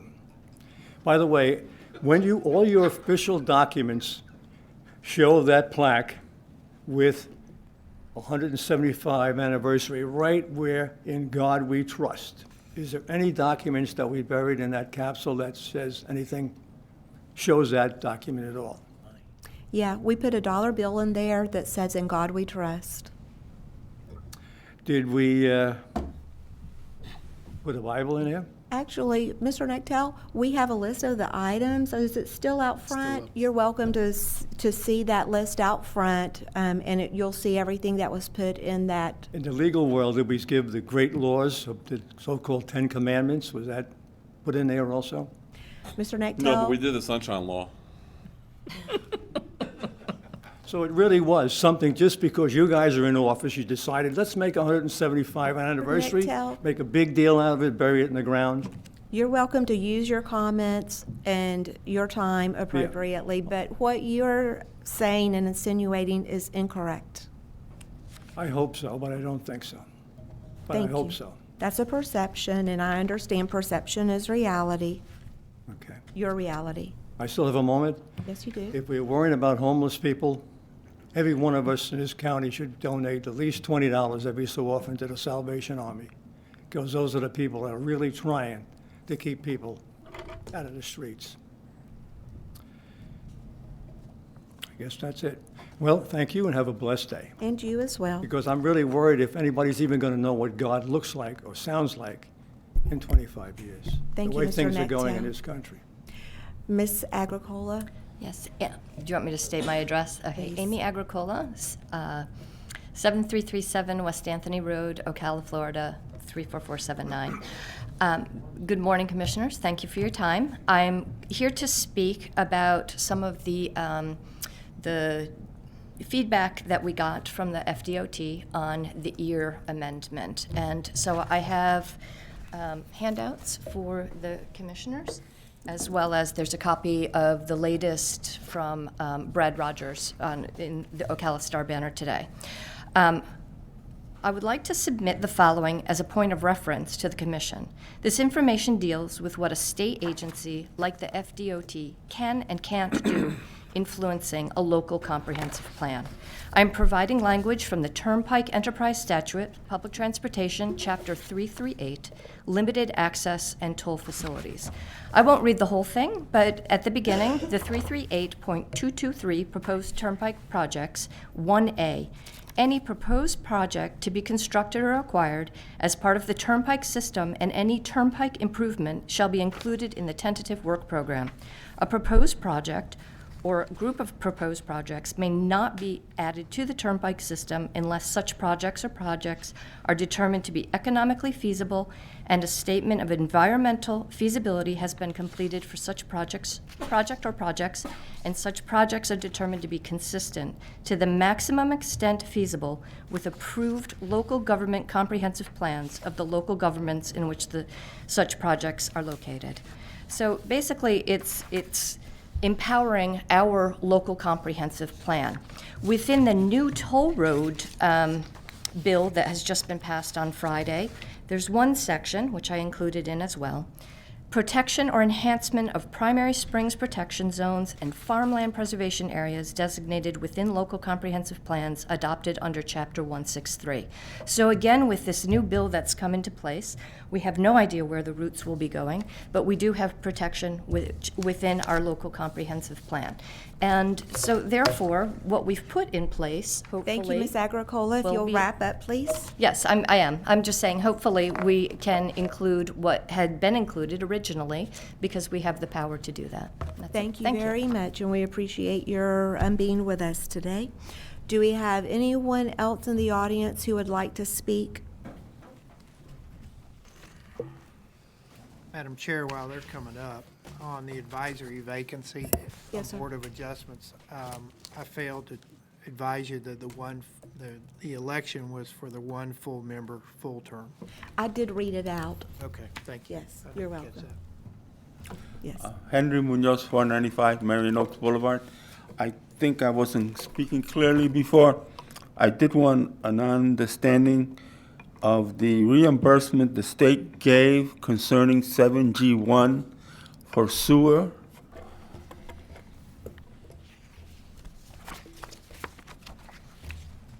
And I was wondering if somehow that is going to get passed on to the rest of the citizens when the state, looks like the state is mandating that also in this toll bill road thing. I think it got boondoggled in there.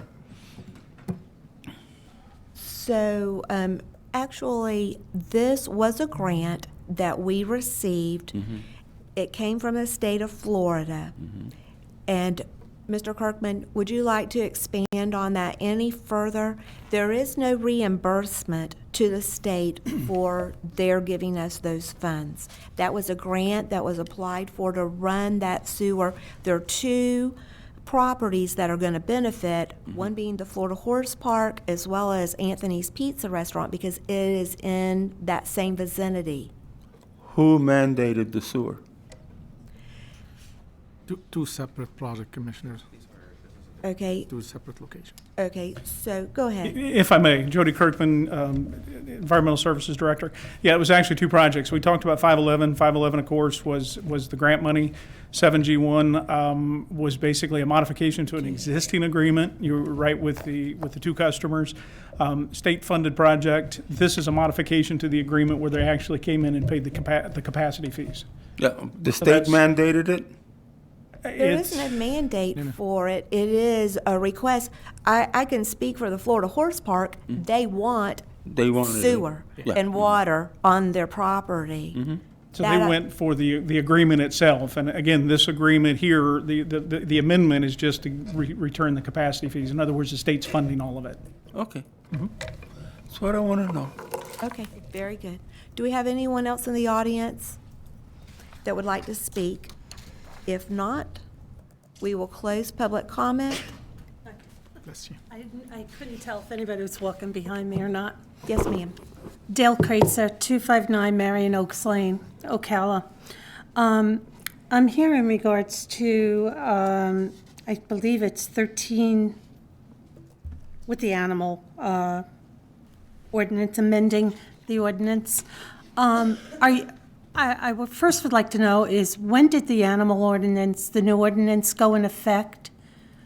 It went into effect the day that it was signed, and I believe that was May the 2nd. So our yes, Commissioner. Typically, an ordinance that becomes effective the day it's filed with the Secretary of State. Yeah, actually, Okay. once David Ellsworth It was files signed on May the 2nd. Okay, there is the microchipping to the puppies, which was included in that ordinance, and I know I was at my veterinarian, and they were asking me when they were to apply that to their their clients coming in.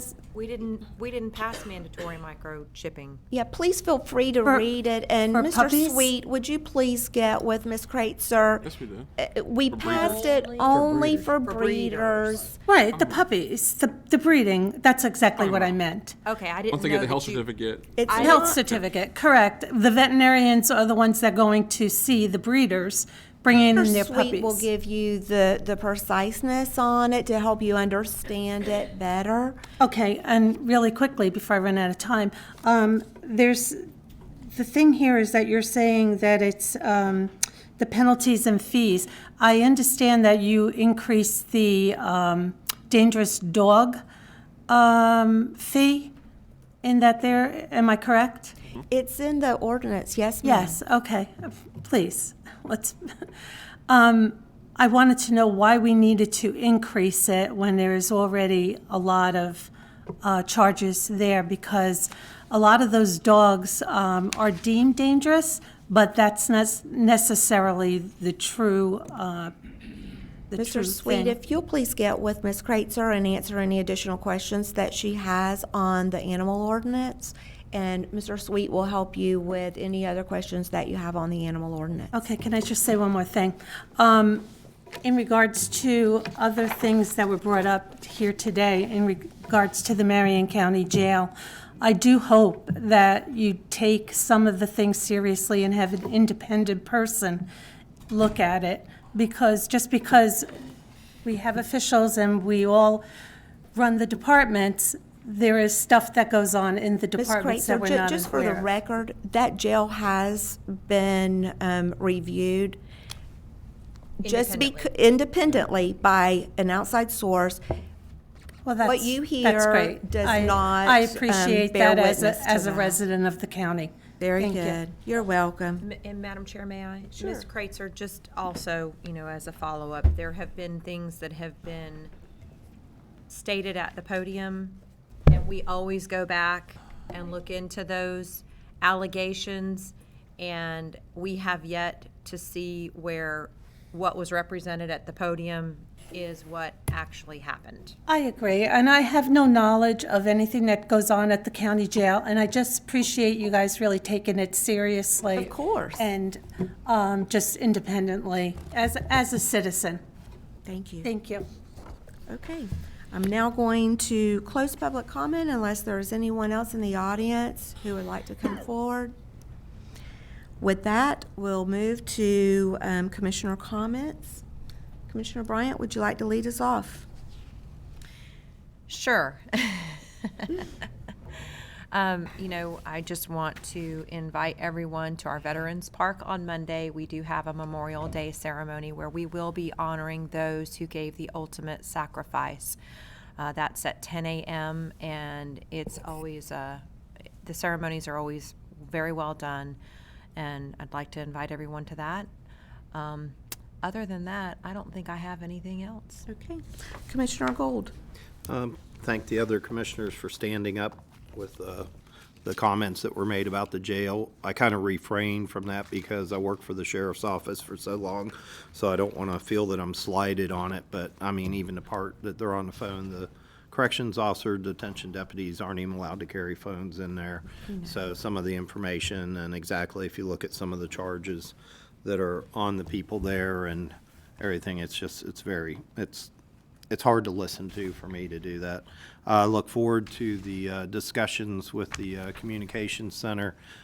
I'm on the advisory board for that, so I think that, we can get everything taken care of there. And like I said, I've worked there through both of them, and I'm very open to either way, but just we'll see what they say with it. So I think it'll be a good issue when we bring it up. And that's all I have. And I've been having a lot of contact with Ocala Health lately with family members in there. And I just have to say the service there has been excellent. And I don't want to put out an advertisement directly for them, but I know when I first came on, we had some issues with wall times, and I've seen that corrected from riding, and both hospitals are great, but working that out. So it was nice that we were able to work with them and Advent now. Thank you. Very good. You're right. Wall times are really looking good. Commissioner Zalek. Same thing. I think that our veterans, as we look upon Memorial Day, are so key to our community. We have so many great veterans and great stories, and I'm excited about that. In fact, we got to take a sneak peek of the opening museum the other day, and even off of that Facebook post, somebody contacted me and said, hey, they wanted to do a 3D video and donate that to the county for better advertisement. So it's just great how much, not only do our veterans are awesome, but the fact that our community and businesses and everybody, they just get around and want to support that mission. It just feels like a great thing, and feels like our community does such care about it, and really looking forward to that. And then on the communications thing, I'm excited that we're going to have an independent review. And then just throwing out there, I don't know if we possibly are going to go into a management change or any of those kind of things, but I think if that information is revealed, that, maybe putting together a blue ribbon panel like we had, certainly gave the commission a lot of input and a lot of strategy and a lot of community input to that process. And, maybe that's called for and something for us to think about. I would, just on that one little piece, while we're talking on communications, I would ask that they also review the meetings and those that have been in attendance, and if we're truly following the policies that were put in place. That's a good idea. Yeah. Thank you, Madam Chair. You're welcome. Commissioner Moore. Well, I'd like to thank all of the county employees that come in, day out, and make Marion County great and keep Marion County great, because it's just awesome that our employees are here every day serving the people of Marion County, and it's truly a calling. It's not just a job. So thank you to all our employees. Thank you especially to our first responders, our 911 communication center who comes in every day. They get, they do 1,000 things right. No one ever says one thing about them. One mistake, and we all hear about that one mistake. So thank you each day when they know every day that they're coming in, that lives weigh in the balance. Our fire rescue, our law enforcement that take people's lives into their hands every day and protect them and give selflessly for us. Thank you for keeping us safe. Thank you for taking care of us. And thank you to all the family members of the people that are on our fire rescue and our sheriff's department and our 911 that have to see them after they went through a horrific situation, dealt with a horrific thing, and have to be there for them and provide that support. So thank you to all the support people too. But thank you once again. And then thank you to our veterans who served our country. So we're speaking in English. Thank you for our freedom. Very good. Thank you, Commissioner Moore.